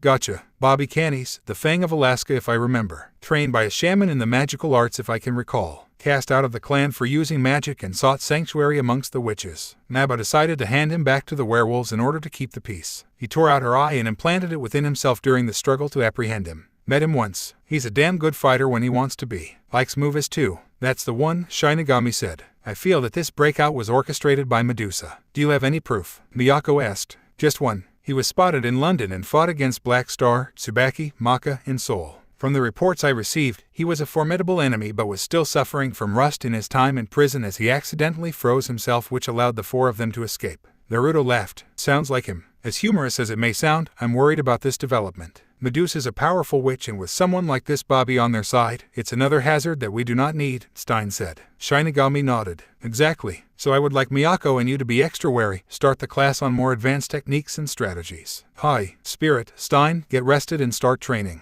I feel that something will soon come again, Shinigami said seriously. Hi, TCH, more work. Now everyone is dismissed, Shinigami said merrily. He leaned back and somehow slipped on a banana peel that appeared out of nowhere. Naruto looked at Shinigami with a confused expression. How do you trip when you have no feet? Maka sighed as she laid her head down on the desk. She was tired from the mission they had in London and finishing the homework assigned to them by Miyako. While it was a fascinating article along with multiple examples, it cut down on her rather limited amount of sleep. Add in the fact that Soul continued to have nightmares, and it led to one very short sleep. Beside her, Soul was the same as he had a harder time concentrating. His nightmares still plagued him to the point where he was apprehensive about falling asleep. Every now and then, he glanced at Maka nervously. The dreams he had now escalated into him devouring a screaming Maka. Soul sighed. After class he was going to Medusa-sensei for some sleeping pills. The rest of the class waited patiently for the teacher to arrive. They jumped when the door slammed open and Naruto walked in. Greetings, my lovable students. Everyone outside now for practicals now. The students leaped to their feet and rushed out the door. They hurried outside to see Miyako waiting for them. Near her was a stack of logs, 10 feet long, with one end pointed. Immediately, many of the meisters started praying that the logs won't be thrown at them by Naruto for training. Naruto came out of the academy and stood by Miyako as she began to speak to her students. I hope everyone had a good night's sleep, for today we'll be hosting a mock battle. It will be a team versus Naruto and myself, and whoever lasts the longest will be given a free pass on 2 quizzes. However, the twist is that the fighting will take place on top of these posts. Balance is vital when fighting. In combat, the victor is decided often by the person who can stay on their feet the longest. So in these matches, the winner will be decided when the opponent cannot fight any longer or when someone touches the ground. Naruto, if you would please set the posts. Naruto nodded. He strode over to the stack of logs, sent them flying into the air in one huge stack. He vanished and reappeared beside the stack and began to throw them down on the ground with enough force to drive the logs 3 feet into the ground. The students scattered as Naruto fired log after log into the ground, sending up a huge dust cloud. When the dust settled, the class saw Naruto standing on a post, and around him was a large area of posts. Naruto lightly jumped across the area and hopped over to Miyako. Miyako nodded in approval and looked over to the crowd of students. Kirikou, Ox, Kim, you 3 are up first. Kirikou grinned and motioned to Pot of Fire and Pot of Thunder. They turned into twin gauntlets and wrapped themselves around Kirikou's hands. Harvar merely grunted as he changed into his spear form beside Ox. Kim sighed and muttered about not getting paid to do this. Jacqueline smiled at her partner's attitude before changing into her lamp form. All 3 of them leaped onto the posts and faced Naruto. Naruto chuckled at their expressions and held out a hand. Miyako glowed and leaped into the air. Naruto snatched her sword form out of the air and swung it several times before thrusting it into the air. There was audible shockwave and everyone stared as a vacuum of air flew into the sky, blasting apart a cloud. Naruto chuckled at the awestruck stares of his students and crouched low. His eyes bore into the 3 meisters like a wild animal. All 3 of them swallowed nervously but held their weapons at Naruto. Naruto smirked, seeing that all of them kept their weapons steady. Excellent. Fear is the greatest weapon a person can master, Naruto said softly. Kim pointed her lamp at Naruto and yanked her chain. The lid of the lamp popped open and a huge blast of fire came out. Naruto smiled and raised his sword horizontally. As soon as the fireball made contact with the blade, it reversed directions and screamed straight at the 3 meisters. The 3 immediately jumped out of the way to avoid the huge blast. Kirikou looked around trying to locate his 2 teammates when he felt a presence near him. He lashed out with POF and felt his fist slam into something. However, a split second later, he felt a blow to his fist that spun him around in the air. He looked around to see Naruto grinning at him with his leg raised high.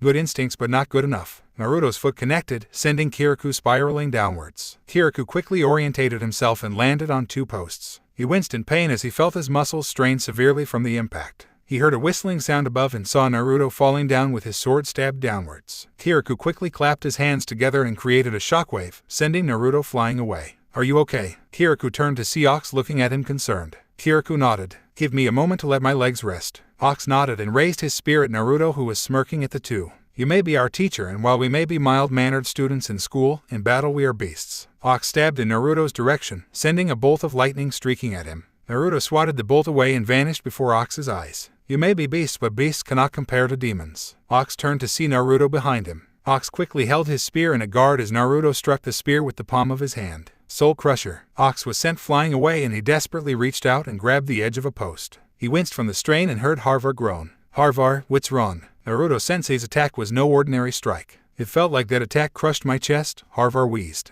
Ox heard a pair of feet land near him and he saw Naruto looking down at him with cold eyes. He laid the tip of his sword at Ox's throat and leaned lightly so that the edge was close to biting against his skin. In the battlefield, a moment's rest can lead to death. Get up, Ox. Halloween heater. Naruto turned to see a gout of fire fly towards him. He jumped back in time for the blaze to just miss him. Ox looked up to see Kim holding out a hand for him. Ox took it gratefully and Kim pulled him back on top of a post. Ox smiled gratefully at her. Thank you, HMPH. Make sure to pay me back later for helping you. Kirikou landed on the post beside Ox. Good, you're still in. How are we going to fight a guy like Naruto-sensei? Kirikou asked. Ox sighed and whirled Harvar's form before planting it in the post. We'll need to use chain resonance, Ox said. Kim looked at Ox in surprise. Oi, don't you think that's going a little too far? It's a simple spar. Kirikou smirked. He already sees us as second seed to Maka, Kid, and Black Star. I for one hate to be seen that way. I concur. Sigh, Min. Fine then. Naruto's eyes widened as he noticed a white sphere surrounded the three meisters. He along with every student could feel the rise in power as their wavelengths synchronized and amplified their power. He chuckled and clapped his hands slowly. Excellent. A successful chain resonance so young, Naruto said slowly. He grinned at the three with a feral smile, unconsciously giving off an excited growl at the chance for a challenge. Come on now, show me what you got. The Ox and Kirikou charged at Naruto while Kim flew above them. She launched a blast of fire that Naruto sliced away using his sword.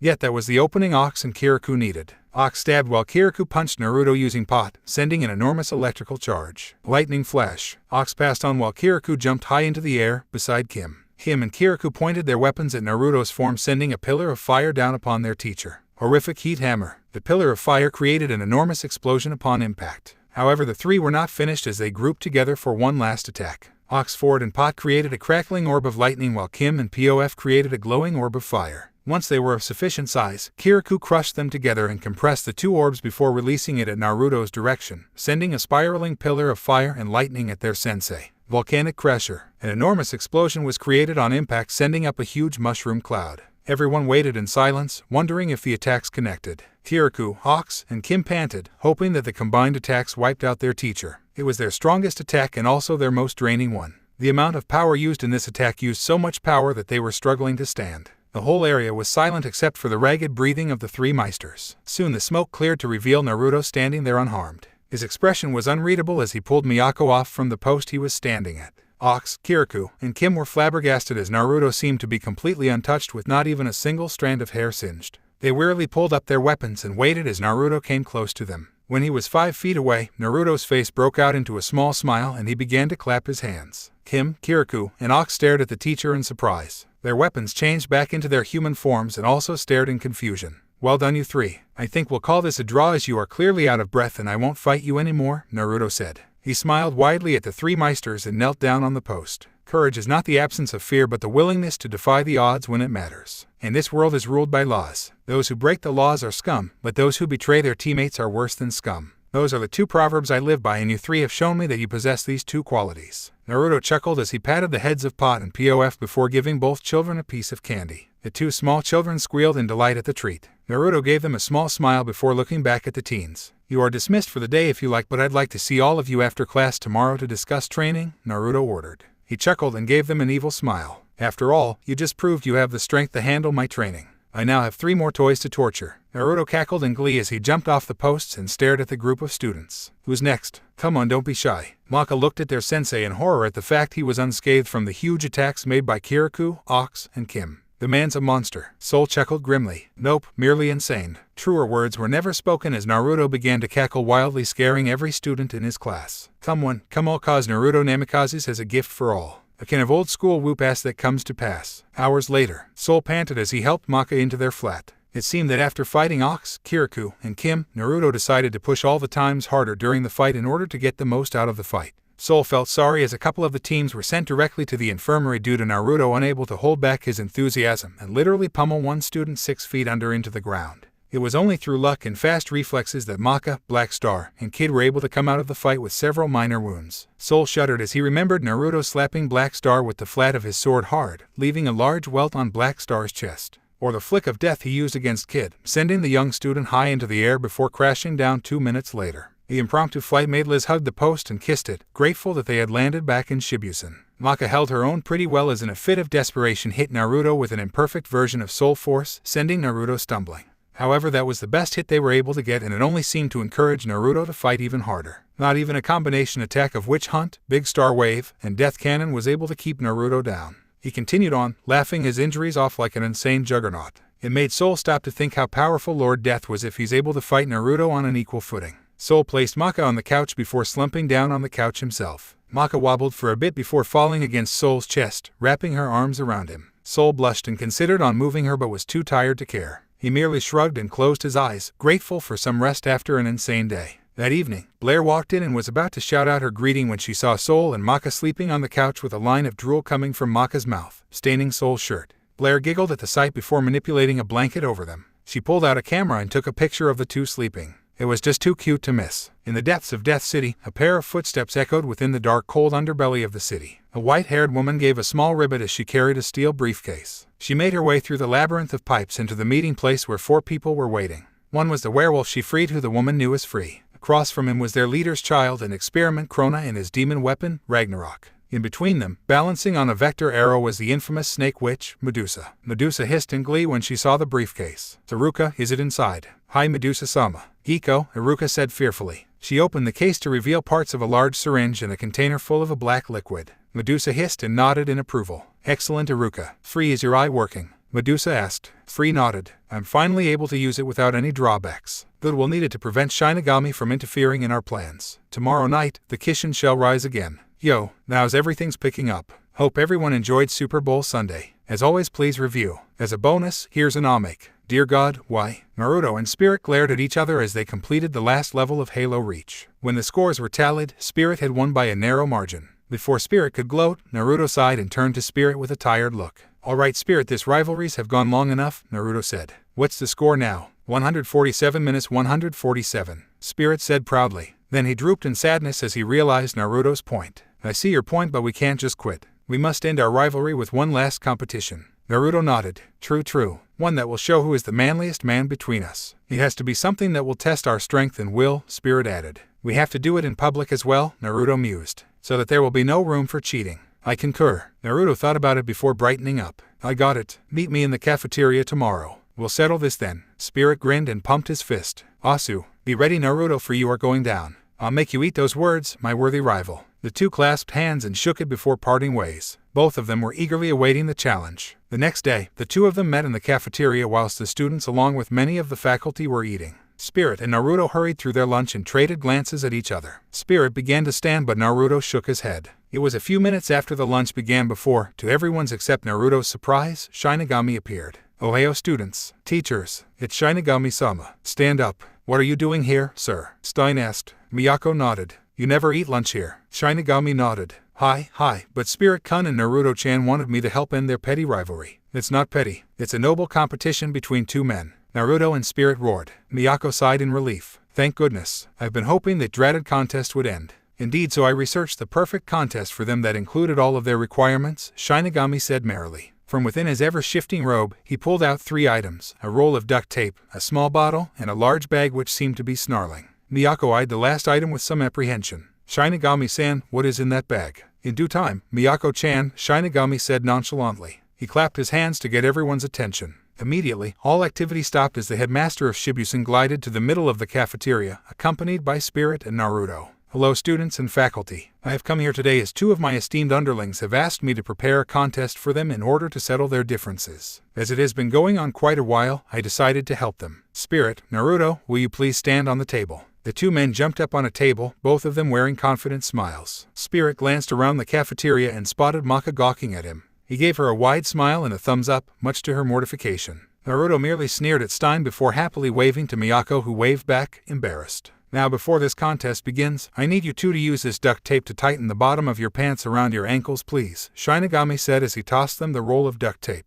The 2 men stared at the duct tape in confusion before complying with the eccentric man's request. Once it was completed, the Shinigami held out a small bottle. Please spread some of this liquid on the inside of your pants. Only a few drops will be needed. Spirit opened the bottle and gagged at the smell but placed a few drops inside pants' leg. Naruto did the same as well. Both of them immediately began feeling nervous as the Shinigami opened the bag and pulled out an angry, undeniably pissed off ferret. The ferret hissed and snapped as the Shinigami held it by the tail. Now, Spirit, Naruto, the contest is called ferret legging. I will drop 4 ferrets within each of your pants. You will then stand completely still as the ferrets fight within your pants. The person who lets their ferrets out first loses. Everyone in the cafeteria froze after hearing those rules. Many of the men had their jaw dropped to the ground. Only Spirit and Naruto were unconcerned as they loosened their belts, pulled their pants open, and waited for the Shinigami to start dropping ferrets. The Shinigami chuckled and quickly dropped 4 ferrets into each of their pants. Spirit and Naruto quickly tightened their belts and stood at rapt attention, waiting. There was silence for a moment. Then the ferrets smelled the female pheromones, anger pheromones that the two had spread on the inner linings of their pants, and all hell broke loose as the ferrets began to fight inside of the 2 men's pants. The ferrets scratched, clawed, tore, and bit at anything they could, whether it be their fellow ferrets or the sensitive insides of a man's thigh. Either way, Naruto and Spirit immediately felt what was the ferrets' version of World War II within their pants. Guargh, Ak, Gack, Owchie,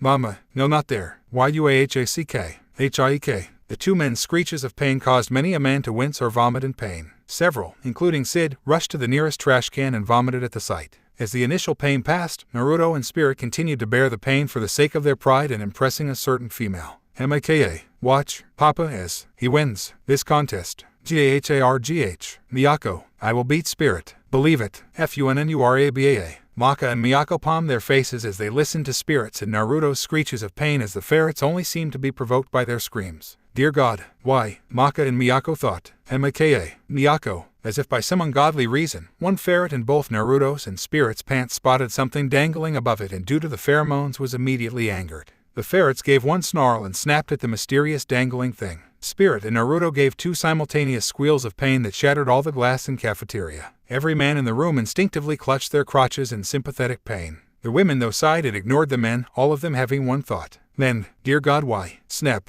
He was back in the shadowy room. Inside, red and black tiles decorated the floor while red drapes surrounded the room. Smooth jazz was playing despite the piano standing there abandoned. In the middle was an odd red ogre dancing to an unknown music, leering at him. The ogre pointed to the piano, eagerly. Come Soul, you know you want to use it. Creak, come closer, closer, closer. Soul sat at the piano and let his fingers lightly touch the keys. Now play and let the music run through. He began to play a G minor chord, followed by a D augmented triad. His fingers danced across the keys as the music flowed out of him like a river. The ogre bit his hands in excitement as the music became faster and more frenzied. Yes, yes, yes. Maka's face flashed as she wept tears of pain. She looked at Soul once before thrashing in pain. Soul, Mika. Soul sat up and instinctively turned his arm into a scythe blade. He panted as he realized it was the same nightmare again. He patted his chest, tracing the large scar on his chest, trying to reassure himself that it was all a dream. Soul chuckled grimly as he held his face in his hands, wondering what the hell was wrong with him. Soul. He looked up to see Maka standing at the doorway, concerned. Soul flashed her a smirk, trying to prevent Maka from having any anxieties. It's nothing, Maka. Just a bad dream.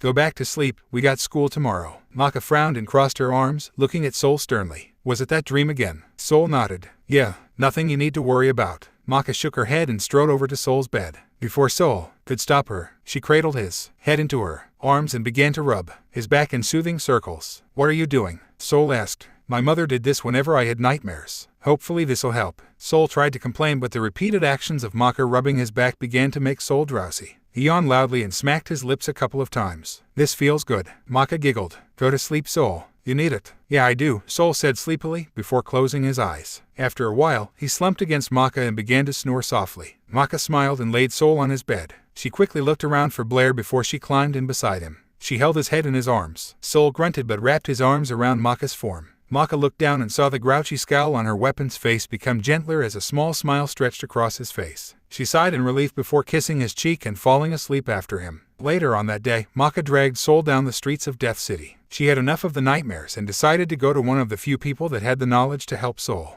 Despite Soul's disagreement, Maka insisted they go for help whether Soul wanted to or not. She reasoned with him that if she doesn't get enough sleep, then she gets cranky. And if she gets cranky, she's taking it out on Soul. Soul scoffed and commented on the fact that she slept pretty well with him. Maka had turned red and gave him a chop to the head so hard that it stunned him. Maka sighed and repressed her blush as she approached the orange home of her teachers. She knocked on the door and rang the doorbell several times before the door opened to reveal a shirtless Naruto, wearing only his pajamas. Maka reddened in embarrassment and quickly averted her eyes. Yawned. Hey, what are you doing here, Maka? Soul, I would expect you two to be going on a date now or something, Naruto said sleepily. Maka and Soul reddened. We're not going out, they yelled in unison. Naruto winced and cleaned his ear with his pinky. Yeah, that's what they all say. Now come on in. Miyako-chan's making some breakfast. I'm sure she wouldn't mind having you two over, Naruto replied. He ushered them in and threw on a shirt. Maka and Soul followed their teacher into a modest-sized kitchen where Miyako was cooking breakfast and wearing one of Naruto's shirts. She turned and smiled at her students. "Oh, Soul, Maka, this is a surprise. Would you like some breakfast?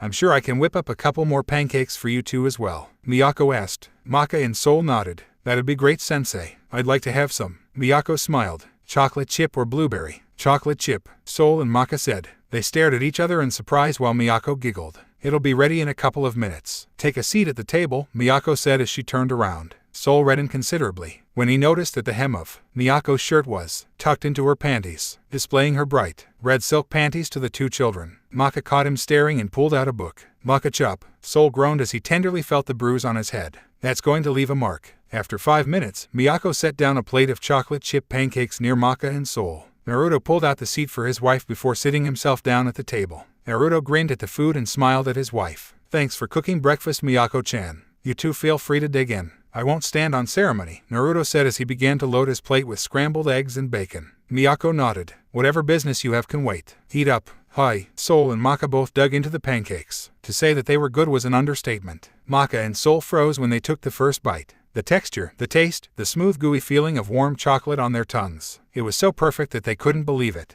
Naruto chuckled at their expressions. "Miyako-chan makes the best pancakes in the world. All from scratch too," Naruto said as he shoveled a forkful of pancakes in his mouth. "It's great, isn't it?" Soul and Maka nodded. "Not even my family's cooks could make something this good," Soul said. "Could you give me the recipe, Miyako-sensei?" Maka asked. Miyako smiled. "Of course. However, more eating, less talking. We wouldn't want to waste this food." She giggled as Naruto, Maka, and Soul nodded and began to dig into their food with gusto. Soon all of the food was eaten. There was a minor conflict as Soul and Naruto dueled over the last pancake using their forks, but Miyako and Maka cuffed their heads. Naruto whined longingly as Miyako handed the pancake to Maka. Maka giggled but split it with Soul, eliciting muttered grumblings from Naruto and a stifled squeal from Miyako. Maka and Soul helped Naruto clean the dishes as Miyako enjoyed her after-breakfast tea, occasionally reminding Naruto that you wash clockwise, not counterclockwise, as well that in the dishwasher, the plates go with plates, bowls with bowls, and spoons with spoons. Maka and Soul chuckled as their sensei whined like a small child but complied with Miyako's orders. With everything cleaned, Naruto led Maka and Soul into the living room while Miyako stayed in the kitchen. Naruto sat down in a neon orange armchair and grinned as the overstuffed armchair seemed to melt around Naruto, conforming around his body while Maka and Soul sat on the couch across from Naruto. "Ah, that's good," Naruto moaned. "Now that we're all fed and watered, what can I do for you two?" Maka glanced at Soul before speaking. "Ever since the mission from Italy, Soul's been having nightmares. I'm assuming that they are no normal nightmares." Maka nodded and elbowed Soul. Soul shot Maka a glare before speaking. "In my nightmares, I enter a black room with red drapes. The room is illuminated by lamps and has red chair, a phonograph playing music, and a piano. Within that room, there's this little red ogre in a double-breasted suit always hopping and dancing about in some odd little way. During those dreams, this ogre keeps pushing me to the piano until I play. As soon as I start playing, Maka's face appears and she screams in pain before everything turns red and fading to black," Soul explained. Naruto remained still and stared at Soul. Soul shivered as all traits of silliness or goofiness disappeared, revealing the hardened look of a man who's seen many things in his life. Naruto's eyes were hard and cold like ice that bore through Soul's body like a drill.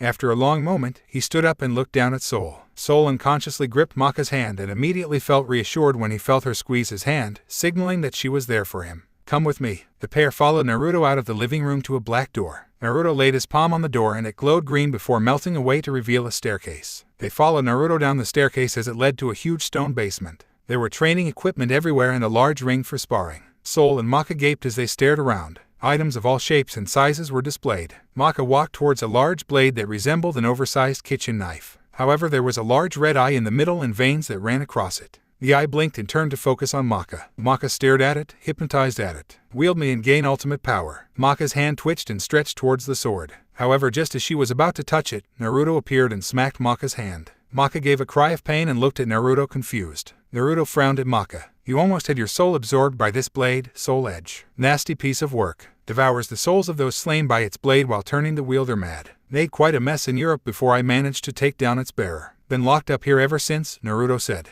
He turned to the sword and imprudently poked it in the eye. The sword screamed in rage and visibly shook in anger. "Bad sword. Down, boy. I will kill you, boy, and devour your soul over the course of an eternity." Naruto ignored the blade and poked it in its eye again. The sword screamed in impotent rage as without a person wielding it, it could do nothing. Naruto motioned Soul to approach him as he set down a worn leather bag. From the bag, Naruto pulled out a piece of chalk and began to draw a perfect circle 10 feet in diameter. On the outside of the circle, he made 3 circles and connected them, creating a perfect triangle. Within the triangle, he drew another triangle rotated 180 degrees, splitting the main triangle into 4 equal-sized triangles. He drew 3 elaborate characters in each of the 3 outlying triangles, leaving the middle one completely empty. Naruto nodded in satisfaction and began to pull more items from the bag. He pulled out 3 candles, a syringe, and a bone. He lit the 3 candles and placed them in the small circles on the circumference of the large circle. Before Soul could react, Naruto jabbed the syringe and pulled out a tablespoon of blood. Naruto ignored Soul's glare and plucked out a tuft of Soul's hair. Maka grabbed Soul before he could hit Naruto out of anger, as she was confused as to what Naruto was doing. She watched as Naruto pulled out a small glass dish and placed the blood inside before setting it within the circle, outside of the large triangle. The bone and hair were also placed outside of the triangle but within the circle. Naruto sighed and turned to Soul. "Take off your shirt." "What for?" "Just do it, Gaki. Trust me." As Soul removed his shirt, Maka turned to Naruto. "What are you doing, sensei?" Soul's nightmares are not merely nightmares. They are messages sent by a foreign entity within his body seeking to possess his consciousness. The black room is where it's residing, and its occupant, the ogre, is the one responsible. Upstairs I could feel it within Soul, waiting for its chance. If allowed free, it would force Soul to become insane, killing everything in his path. Loved ones first, Naruto explained. Maka's jaw dropped while Soul was frozen with shock. "How?" Soul whispered. "The fight with the dark weapon back in Italy. A good amount of its blood was mixed inside of you when it sliced you open," Naruto said. Maka's eyes watered as she remembered that attack vividly. "It's my fault," Maka whispered. Naruto's eye twitched and he cuffed her head. "Baka, it's not your fault, only the weapon," Naruto said. He turned to Soul and pointed to the empty triangle in the very middle of the circle. "Sit in there and don't touch the chalk," Naruto ordered. Soul eagerly jumped in the triangle and sat inside it. "What I'm doing is separating the entity from your mind and creating a one-way access between you and this entity. As long as you will it, the entity cannot take over your mind. However, this seal is only as strong as your will. It will fail if you wish it to," Naruto warned. Why not exercise it or seal it completely?" Maka asked. "This thing may allow Soul greater power if he learns how to control it, Maka, like during your fight with the werewolf in London." "He'll need it in the future," Naruto replied. "Now Soul, remain completely still and do not move until I say so." Soul nodded and Naruto made several hand signs while chanting. Maka stared in wonder as the 3 candles burst into blue fire and circled Soul. Soul eyed the flames nervously but remained still as the flames burned the hair and blood but only scorched the bone before flying high into the air. And back to Naruto. Naruto held out his right hand and clenched his pinky and ring finger while stretching out his thumb, index, and middle finger. The flames shrunk and wrapped around the tips of his 3 fingers. Naruto lunged at Soul and thrust his 3 fingers into his chest. Soul howled in pain as the flames burned his skin, creating a blue triangle above his heart with the kanji for being within the triangle. 3-point Human Gateway Seal, FUIN. The seal shone brightly before turning to black. Soul panted and slumped, his hand clenching his chest. Naruto nodded to Maka and she rushed over to his side, holding him. She looked up at Naruto gratefully as she cradled Soul. Soul returned Maka's hug with as much fervor, relief spreading through his body. Naruto grinned and patted Soul's head. "You alright, kiddo?" "Yeah, thanks, Naruto-sensei." Naruto chuckled. "No problem, kiddo. Maka gets Soul back home. He'll need some rest but he should be fine for tonight's party." Maka smiled widely. "Hi, sensei. Let's go home, Soul." Soul nodded and tried to stand. However, he wobbled and was about to fall but Maka caught him. She pulled his arm around his shoulder, acting like his crutch. Soul chuckled embarrassed. "This doesn't look cool."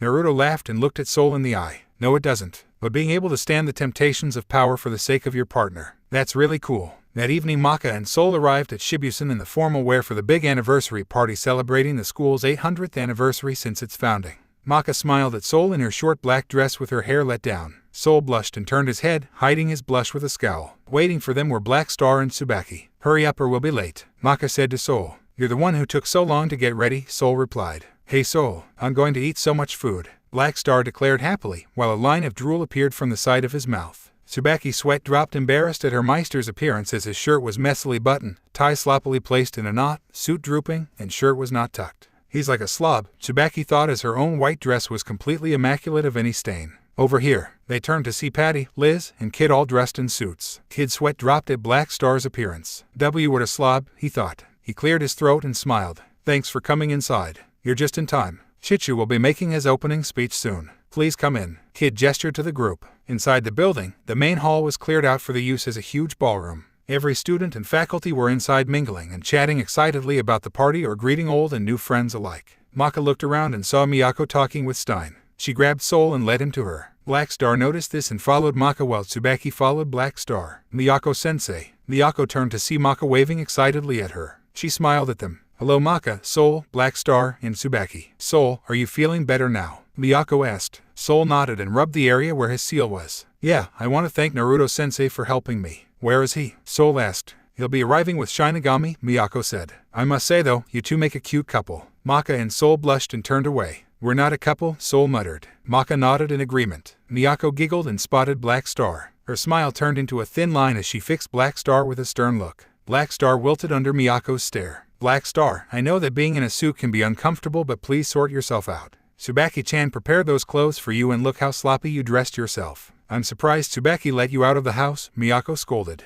Tsubaki shuffled nervously. Miyako saw her and grinned apologetically. I'm not blaming you, dear. It's just that some men have no sense of fashion. Why, I remember shopping for some suits once and he bought a completely orange tuxedo that was bright enough to blind people. The students giggled as they could imagine their sensei walking around in an orange suit. Miyako giggled as well before turning to Black Star. Black Star, if not for your sake, please sort yourself out for Tsubaki. She takes care of you so that you can train as hard as you can. The least you can do is respect her efforts, Miyako admonished gently. Black Star nodded and smiled guiltily at Tsubaki. Sorry about this, Tsubaki. It's alright, Black Star. Here, let me fix your tie. The students mingled about for a few more minutes. However, all activity stopped as all the lights dimmed except the ones illuminating the stage. A pillar of smoke appeared and spun about for a moment before dispelling to reveal Naruto. Naruto smiled and pulled out a microphone as he stared out to the crowd. Hello students and faculty of Shibusen. My name's Naruto Uzumaki Namikaze, one of the co-founders of this school along with my wife and a certain carefree headmaster that we all know, love, and respect dearly. Shibusen was created 800 years ago during our wars with the witches. Shinigami-sama dreamed of a world of peace and happiness. After his victory of the first Kishin, he with a little help from my wife and I, created this academy for the sole purpose of training generation after generation of meisters and weapons alike so as to keep the world in relative peace and prevent the rise of Kishin. Ladies and gentlemen, let me introduce the person of the hour. I give you Lord Death. Everyone applauded as Naruto gestured grandiosely to a shadowed area. However, the applause gave way to confusion as it simply illuminated curtains. Naruto cleared his throat and gestured again. Lord Death. Again applause was given but soon died out as nothing happened. Naruto sighed and stomped over to where the curtains were and pulled them open. Behind the curtains, Shinigami was happily snacking on some yakitori, oblivious to the stares he was receiving. He did notice Naruto glaring at him and waved casually at Naruto. Ah, Naruto, have you tried these? These are delicious, he said lightheartedly. Naruto groaned and pointed at the crowd. Shinigami turned and spotted the crowd. Without missing a beat, he raised his large, flat hands in greeting and waved at the students and faculty. Hello, good to see you. Hiya, welcome, how are you doing? Shinigami said. This time there was a round of applause as everyone laughed and waved off their leader's habit. The applause faded after a while as the audience waited for Shinigami to say his piece. Ah, that concludes my greetings. Now Shu, Soul and Kid Sweat dropped. It really was a greeting. Naruto palmed his face before shrugging in resignation. Anyways, this is a party and we have a live band, so celebrate how you like. Okay, Shinigami said. Hi. The band began playing music as the party started. Couples started dancing while some of the guests began to eat the food catered by Shibusen's very capable staff. While they served a multitude of different fare, the centerpiece was not the steaks or roasts but a build-your-own ramen stall complete with several types of broth, fresh noodles waiting to be cooked, ingredients, and 2 pressure cookers with timers to ensure maximum quality. Naruto wept tears of joy and began bowing repeatedly as he saw that a separate cart was made just for him. There is a god, Naruto proclaimed happily. Near him, Miyako sighed in resignation as Naruto was trying to decide what to eat. So many different combinations, so many different types. What to choose, what to eat. Near the buffet, Black Star was rapidly going through several plates of food like an animal. Tsubaki laughed in embarrassment at her meister but was happy that he was enjoying himself. Out on the dance floor, Maka laughed as Kid directed Patty and Liz in what appeared to be an attempt of synchronized dancing. She noticed that Soul was nowhere to be found. She looked around to see him standing on the balcony, staring at the moon. Maka frowned slightly and she walked over to the balcony. She leaned on the railing and looked at Soul. Something wrong? Maka asked. Soul shook his head. It's nothing. I'm not good with crowds. Reminds me too much of home, Soul muttered. Maka sighed. Well, it's different here as everyone sees you as you and not your brother Wes, Maka replied. Soul chuckled. Yeah, it is better. Maka giggled and held out a hand. Soul looked at it in confusion. What are you doing? Let's dance, Soul. I know you're good at it, Maka said. We don't have to do it out on the dance floor. Here we'll be fine. Soul stared at Maka's hand for a little longer and took it. She smiled and wrapped her arms around his neck while he wrapped his arms around her, drawing her close. The two danced slowly, not noticing that the music changed to one of a slow dance, merely responding to the rhythm of the music.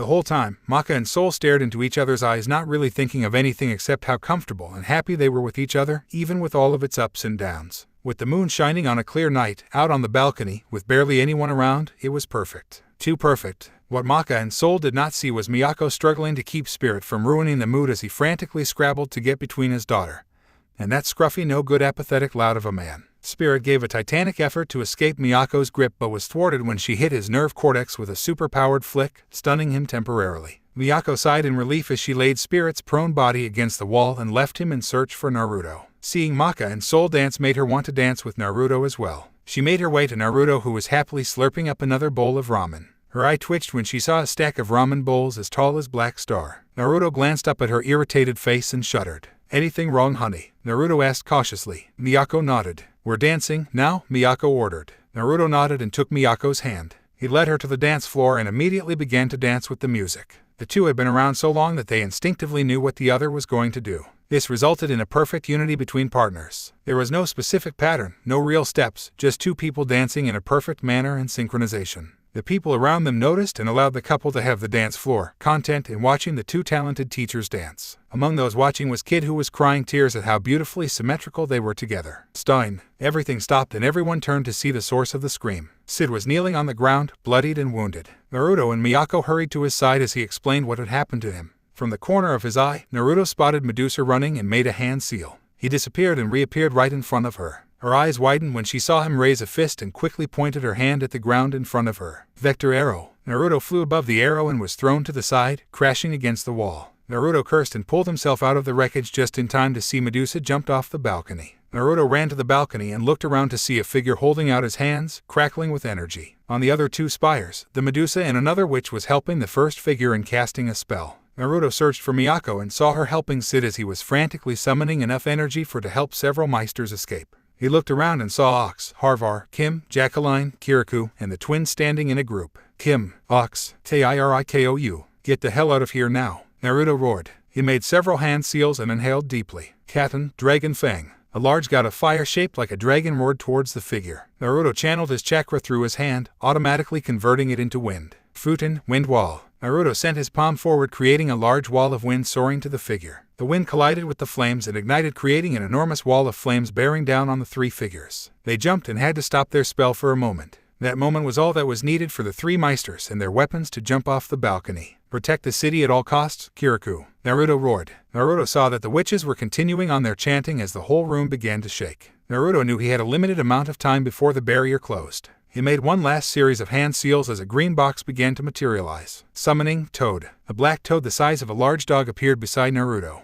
Before it could say anything, Naruto threw it out the window. Hiragama, find Maka. The toad gave a ribbit as it plummeted away. Naruto sighed as he heard a loud clank as the witches finished their spells, signaling that they were now outside time and space. He slumped to the ground as the adrenaline began to wear off. He chuckled and palmed his face as his chuckling gave way to grim laughter. Shinigami and Miyako strode over to him, slightly worried for him. Miyako laid a hand on Naruto's shoulder while Shinigami chuckled as he realized what Naruto was laughing about. On the anniversary of Shibusan, witches come to free the very person that we seek to seal, Shinigami sighed. Naruto chuckled. It looks like things will start to become very interesting, only if Asura is not freed, Shinigami said. Naruto laughed loud and long, chilling both Miyako and Shinigami, who said I was worried about Asura. Inside the cube, several meisters and weapons tried to break out of the prison using their strongest attack. However, not even their best efforts managed to mark the greenish walls of the cube. Naruto shook his head at their efforts. He stood up and grabbed the shaft of a meister's halberd. Don't try, we're in a separate dimension. Even if you could break the shell, we'd probably be stuck in a limbo area, Naruto said softly. Just wait it out. A technique like this lasts an hour at most. He turned to where Sid was lying, wincing occasionally as Miyako cleaned his wounds with the vodka she found at the bar while Shinigami stood by watching. Are you okay, Sid? Shinigami asked. Yeah, I'm fine. I should have helped you, Miyako, or Naruto escape. However, the distance was too great. No, that's an excuse. Forget what I said, Sid whispered. Miyako frowned slightly and patted the meister on the shoulder. Easy, Sid, don't strain yourself. You shouldn't punish yourself. You managed to get Stein and several meisters and weapons out before the gate closed, Miyako said gently. Shinigami nodded. It was the best course of action given the circumstances. That and Naruto delaying the cube long enough to get a team of meisters out to protect Death City, Shinigami said. Still, to think that we had a witch right under our noses. She must have been using Soul Protect this very time, Sid muttered. But aren't there any techniques to counter Soul Protect? Sid and Shinigami looked up to see a young first-year student by the name of David looking at them. He looked down nervously in embarrassment when Sid and Shinigami looked at him with surprise. "Sorry, but the way it sounds like, we're basically left undefended against a technique like Soul Protect," David said softly, shuffling his feet. Miyako patted young David on the head. "You're right, but the struggle with witches has gone on for centuries," Miyako explained. "Every time the witches create a new spell, we meisters and weapons have eventually learned how to counter them. Soul Protect is no exception. Already there are some meisters with exceptional soul perception like Maka. However, we have not found a technique that all meisters can use. The only way for that is through the freeing of Asura." "Asura?" David asked. Shinigami sighed and looked at the crowd of students. "Ma, this stinks. I guess there's no reason to hide it now," Shinigami muttered. "Plus, if you hide something scary, it keeps people from knowing why it's scary." Sid and Miyako stiffened in shock at what the Shinigami was suggesting. "Sometimes you have to reveal it so that your children can know why it's scary," Shinigami muttered. He clapped his hands to attract everyone's attention. "Okay, everyone. Your attention, please." Everyone turned to the Shinigami, looking at him with curious and worried eyes. "There's a Kishin under this school," Shinigami said bluntly with a happy voice. Everyone froze in shock. Oi, I think that was a little too concise," Sid said. Naruto sidled up beside Shinigami and nodded. "Sid's right. You have to build up the mood like this," Naruto said. He adopted a pose and made whooshing noises while waving his arms at the still frozen crowd. "Yosha, listen young grasshoppers, as the great toad sage, Naruto-sama, imparts his great wisdom on you." Naruto said in a mystical tone. Shinigami nodded and lightly pounded his fist into his palm. Of course. How could I forget?" Shinigami said. Sid's sweat dropped while Miyako shook with anger at her husband's antics in such a serious situation. She slapped Naruto so hard that it knocked him out cold. David poked at Naruto's body gently, eliciting some moans from the blonde. She ignored her husband's condition and turned to Shinigami with annoyed eyes. "Just get on with explaining," Miyako scolded. "Miyako-chan, you're ruining the mood," Naruto muttered. Miyako sighed and popped Naruto a quick blow on the head. Hi, Miyako-chan," Shinigami said, eyeing her closed fist nervously. He cleared his throat. "As I was saying, when Sid's technique opened several graves, Maka, Black Star, Kid, Soul, Tsubaki, Liz, Patty, and Stein were sent downwards to Shibusen's lower levels to escape freeze space-time technique from locking them in. The group was sent past several floors directly to the ground floor of the academy. Maka, Stein, Black Star, and Kid easily landed on their feet while the weapons landed hard against the ground. They groaned but climbed back to their feet. All the students looked at Stein in confusion as to what was happening. "A Kishin, under here?" Maka asked in confusion. Kid nodded. The Kishin's name is Asura, one of Shinigami-sama's best warriors during the battle against the witches 800 years ago, Stein explained. Asura was Shinigami's best warrior, but he was constantly afraid. He was paranoid to the point that he hid his face in scarves and wore several layers to prevent himself from being seen. This paranoia led to utter madness. Asura began to not only eat the souls of the innocents but also his very own weapon partner. Maka and Black Star grimaced and gagged at the thought. In order to stop him, Shinigami-sama tore off Asura's skin and made a bag out of it where he stuffed Asura's body inside. He then rooted his own body and soul to this very spot in order to prevent the Kishin from breaking out of the seal. "That is why he always remains here," Stein said. "Really? I thought he just disliked traveling," Black Star said. "What if the Kishin was free? Would Shinigami-sama be able to leave?" Maka asked. Stein shrugged. "Normally no, but Naruto-sama may be able to free him. It was him that helped create the seal that locks up Asura. However, even if that was the case, letting a Kishin out would bring about catastrophic results. The madness it emits is infectious and dangerous. But with Naruto-sensei and Miyako-sensei along with Shinigami-sama, between the three of them, couldn't they defeat the Kishin?" Black Star asked. Stein nodded. "They could, however, with the release of the Kishin would probably bring about the coming of an evil so terrible that the Kishin would pale in comparison. Shinigami-sama told me that the creation of the Kishin was due to this nameless evil that Naruto and Miyako had defeated twice over the span of thousands of years since the Forgotten Age." "The Forgotten Age?" Kid asked, astonished. "But that makes Naruto-sensei and Miyako-sensei over 4,000 years old. They sure don't act that old. Or look old at all," Maka said. Stein chuckled. "According to Naruto, when you're that old you have a right to be as stupid as you want. But to answer your statement, they will not die a natural death or age." "Wait, I can sense something coming," Maka warned. Everyone stopped. "Who is it? What's going on?" Black Star asked. Maka frowned as footsteps echoed through the abandoned corridor. "I know that despicable wavelength anywhere," Maka hissed as a figure came closer to them. "It's Papa." Spirit approached them with a dejected expression on his face. "Despicable?" Spirit asked. Stein shook his head. "Thought you didn't get out in time." Spirit smirked and pointed at himself. "There's no one that's faster than me at chasing a woman's behind." "Obviously," Maka muttered. Spirit heard Maka and began wailing tears. "Papa loves you and Mama." "It's true. Anyway, I'm glad you're here, Spirit. I don't know how far I would have gotten without you with me." "Unlike a certain blonde-haired geezer, I'm not immortal," Stein said. Spirit took a few steps towards Stein but still continued to look back in the shadowy tunnel. They're waiting for us, aren't they? Spirit nodded and changed into his scythe form. Stein swung it about a few times before holstering it under his arm. He turned to the students with a grim look on his face. Stay in your weapon forms and no matter what happens, remember what Sid and Naruto taught you, Stein said. All the meisters and weapons nodded. Are all of them waiting for us? Black Star asked. Stein shook his head. No, they most likely split up, Stein answered. Black Star flinched when his ears heard soft tapping echoing. Oi, you hear that? Black Star asked. Everyone froze as the soft tapping became slightly louder, enough for all the other meisters to hear as well. Everyone tensed as they peered into the darkness, trying to spot a glimpse of the one approaching. Who is it? Kid muttered. Someone who's confident they won't lose. One with the ability to handle multiple opponents for a long period of time, Stein answered. Just as he answered, a large purple aura illuminated the tunnel with dark purple arrows stemming from the aura. Stein glared as he recognized the witch standing in front of them. Said witch smirked at the small party. So it is you. Outside in Death City, the Mizune family rained havoc around Death City as they flew in and out, cutting down citizens and homes alike using their whisker beams. They soared high above, wrecking everything in vengeance of their fallen sister who they heard was slain by the meisters of Shibusen. As they dived down for another pass, they failed to notice a person flying above them. Halloween heater. A gout of flames blasted towards the family. They managed to avoid the majority of the blast only to fly straight into the path of Kirikou and Ox. Kirikou slammed Thunder down while Ox stabbed Harvar into the ground. The two weapons created an electric shock wave, ripping out debris while heading straight to the Mizune family. They squealed in pain as the blast shocked them while large debris slammed against them. They rolled in the ground with pain as the three meisters looked at them without pity. Kirikou slammed his gauntlets together and growled. You're going to pay for attacking our city and hurting all these innocent people. Kirikou muttered. Ox and Kim nodded. The witches slowly pulled themselves into a standing position.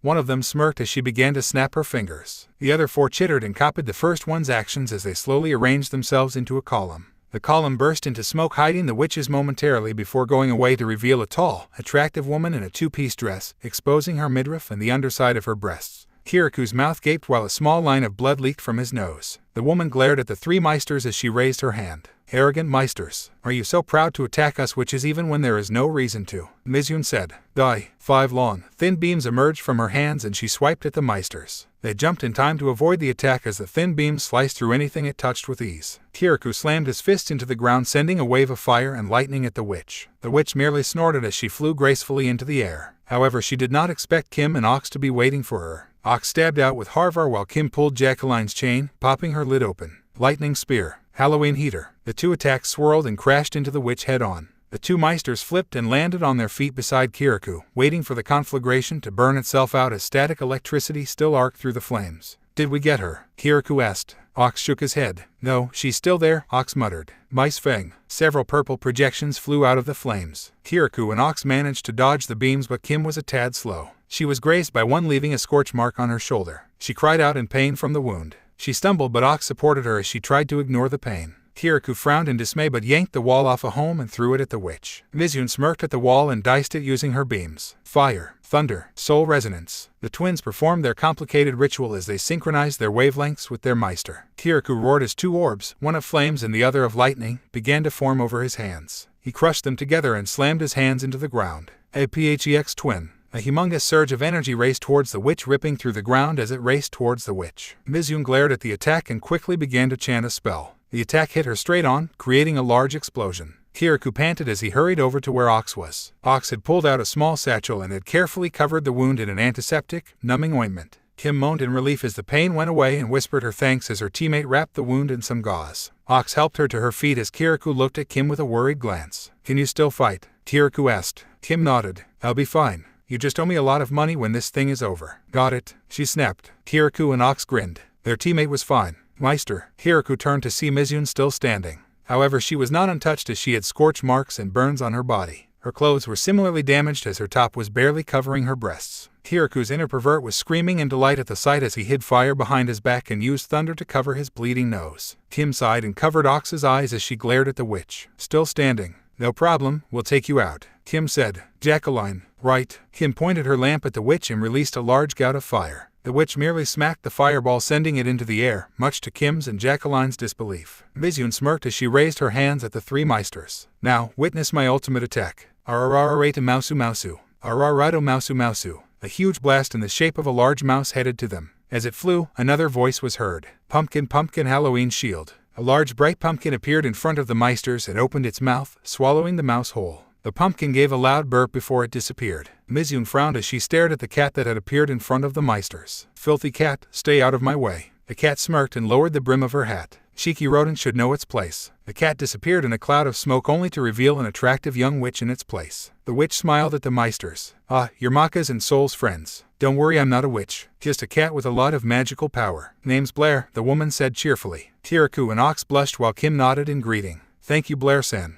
Blair smiled. Now, let me deal with this witch. After all, mice are no match for cats. Kim nodded and dragged Ox and Kirikou away, much to Kirikou's dismay. Thank you, Blair. Blair grinned and turned back to her opponent who was waiting. Blair chuckled. What, no free shot? Mizune's eye twitched. I'll show you the power of a true witch, cat. Down in the bowels of Shibusen, Stein turned to the meisters near him. Here's the plan. Most likely the enemy has been spread out in order to delay us so that they will have enough time to reach Asura and revive him. Here's the formation we'll use, Stein explained. You three will run past Medusa while I engage her. Behind her will be the demon sword and its wielder. Kid, with your speed, you will race past him and engage the two that are carrying the black blood. Black Star, you will fight Krona as with your powerful soul menace attacks, you will be able to fight him even with black blood. Maka, you will run past Krona and help Kid destroy the black blood using your witch hunt, as it is the only attack we have that the immortal is not immune to. Understand? Hi, is that wise to be having a strategy meeting right in front of your enemy? Metis asked humorously. Stein chuckled. It won't do any harm seeing as you won't do a thing against it. Stein replied. Medusa's eyebrows rose. Oh, let's see about that. Medusa asked as she raised her hands up for a spell. All the meisters tensed in preparation.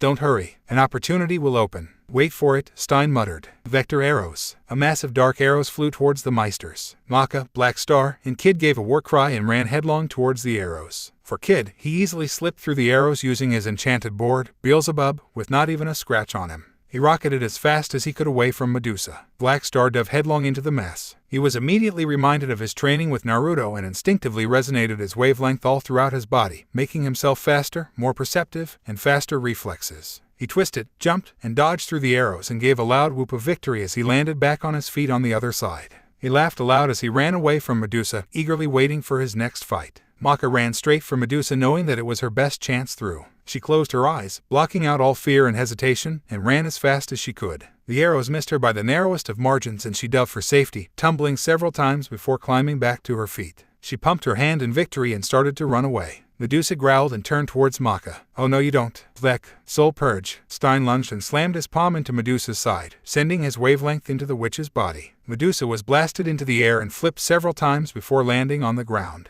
She made 2 deep gashes on the ground as she dug her feet in. She sighed and looked at Stein in mild amusement. I wasn't expecting all 3 to get by so easily. However, you won't get away from me, she said. Who said I wanted? Stein replied. Both of them stared each other down as they displayed their souls. Blue and purple light shone as both opponents flared their souls in order to intimidate each other. Their souls quickly died down as they appeared to be equal. Medusa smirked and raised her arms. Your move, Stein. Look down. Medusa looked down to see her feet sewn to the ground by white threads. What the? Soul sutures. When I hit you with that earlier attack, I used the residual wavelength in your body to sew your feet onto the ground. And this time, I'll make sure you won't stand up, Stein said. He crouched to the ground and vanished to Medusa's eyes only to reappear in front of her. Before she could react, Stein thrust his hand into her diaphragm. Soul Purge. Medusa flew into the wall and crushed the stone behind her. Her eyes rolled as she momentarily blacked out on impact. Stein crushed any remorse within him as he and Spirit focused the residual wavelength within Medusa. Soul Suture. Medusa's arms and legs were tied to the wall, spread out against the wall. She briefly struggled against the threads, but they held fast to her. Stein spun Spirit once and pointed it at her. Spirit, Soul Resonance. Spirit's form began to glow bright blue as the 2 souls synchronized. Stein grinned maliciously as a bright blue edge appeared around Spirit's blade. Medusa eyed the scythe fearfully and she struggled against her bonds frantically. You're finished. Shame I can't dissect you, Medusa, Stein said as he raised Spirit. Witch Hunter. A bright blue wave with stitch marks around it flew towards Medusa. It crashed into the wall, sending up a large cloud of dust, obscuring Medusa. Stein peered into the dust, trying to spot Medusa's body. When the dust cleared, a deep gash was left, but Medusa had survived. However, she was not uninjured. A large bloodstain was seen streaking the wall. Stein raised Spirit protectively and closed his eyes, waiting for Medusa's next move. Vector Arrow. A hail of arrows came from above. Stein quickly formed his wavelength around himself, creating a white glowing shell around himself. Experimental ectoplasm. The arrows were absorbed into the shield, stopping them from reaching Stein. Stein looked up to see Medusa standing on top of a snake head, glaring and hissing at him. She flew to the side and began to chant again. Stein's eyes narrowed as he ran towards her, trying to stop her from completing the spell. However, Medusa's eyes opened in triumph as she pointed her palm at Stein. Snake strike. A large purple snake erupted from her hand and flew at Stein. Stein's eyes widened at the speed and size of the snake. He quickly pulled up his scythe and swung it at the snake. To Medusa's surprise, the snake was split in half and flew to either side of Stein. Impossible, Soul saw. By exponentially increasing the frequency of my wavelength temporarily, it makes my blade so sharp that it can cut purified steel like butter, Spirit said. He groaned and tried not to barf. A side effect is that it literally shakes the user to the point that nausea is almost always going to occur. Medusa glared at Stein.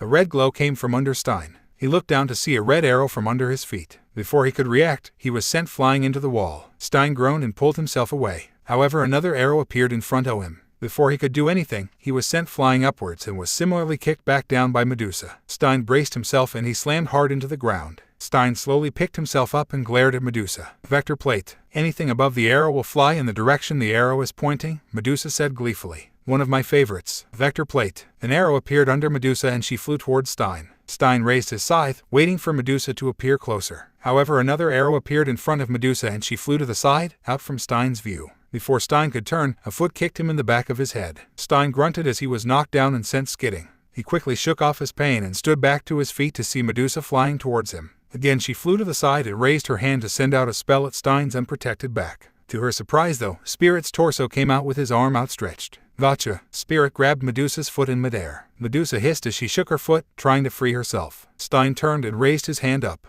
Instead of the open palm, he stabbed at Medusa with his index and middle finger. Soul scalpel. A deep gash appeared on Medusa's arm and her leg before she kicked out of Spirit's grip. She jumped backwards and held out her palm to Stein, intent on sending out a spell. To her confusion, no spell appeared. Stein chuckled. Soul Scalpel is one of my most unique attacks. While it does cut, it also fills the wound with my wavelength. While inside the wound, it anchors itself and creates a dam where no energy can come through, preventing any magic attacks or resonance attacks. Medusa's eyes widened at the implication. With the loss of magic in her arm and leg, she would be as vulnerable as a normal being. Stein smirked. I see you understand. However, it is too late. Spirit. Soul resonance. Spirit's scythe blade glowed brightly as it synchronized with Stein's wavelength. How long can you resonate? Stein whispered. Spirit chuckled. I'm a death scythe. I can resonate for hours. Stein smirked at Medusa's expression as he raised the blade. Prepare yourself, witch. Krona blinked as a dust cloud sped past him. Behind him, Ragnarok blinked and peered at the dust cloud.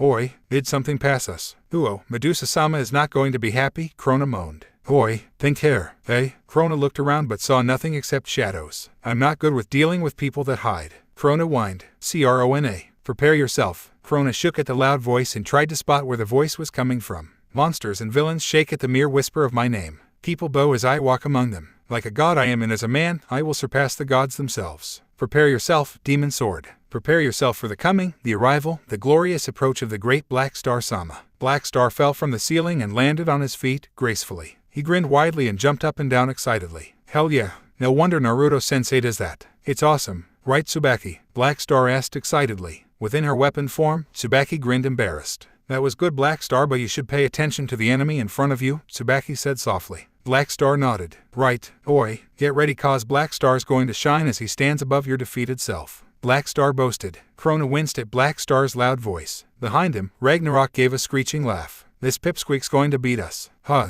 Krona, understand. Ragnarok melted back into Krona's body and emerged out as a sword with a mouth on the flat of the blade. It screamed as Krona raised the blade. Get ready. Wait. Krona and Black Star turned to see Maka glaring at Krona. She raised Soul and pointed him at Krona. Black Star, leave. We'll take on Krona. Black Star frowned and shook his head. You heard Stein-sensei. Undertake him. And besides, you don't have any soul-based attacks that can pierce black blood, Black Star reminded her. Maka grinned. Naruto-sensei taught me one in secret. Besides, I need to pay him back for what he did to Soul, Maka said seriously. I'll stop him and you go and prevent Asura from awakening. Black Star shrugged. Your choice. Come one Tsubaki. Hi, good luck Maka. Soul. Maka watched as Black Star hurried away. She turned back to Krona who was staring at her confused. Why are you here? You can't hurt me, remember. Maka smirked and she charged at Krona. She swung Soul at Krona. Krona did not even block the blade and let it hit him. To his surprise, Soul's blade bit deep in him, leaving a large cut. Krona screamed in pain as Maka punched his chest. His eyes widened as he felt pain from Maka's blow.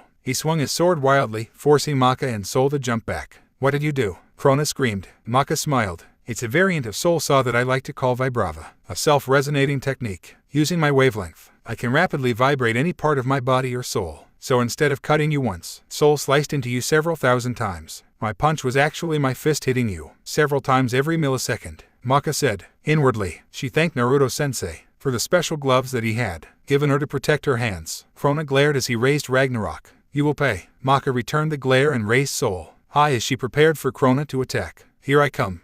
Okay, sadly the chapter is over, and if you enjoyed, just leave a like and subscribe with post notification, so when the next chapter is ready, you will be notified. Okay, see you in the next video. Bye.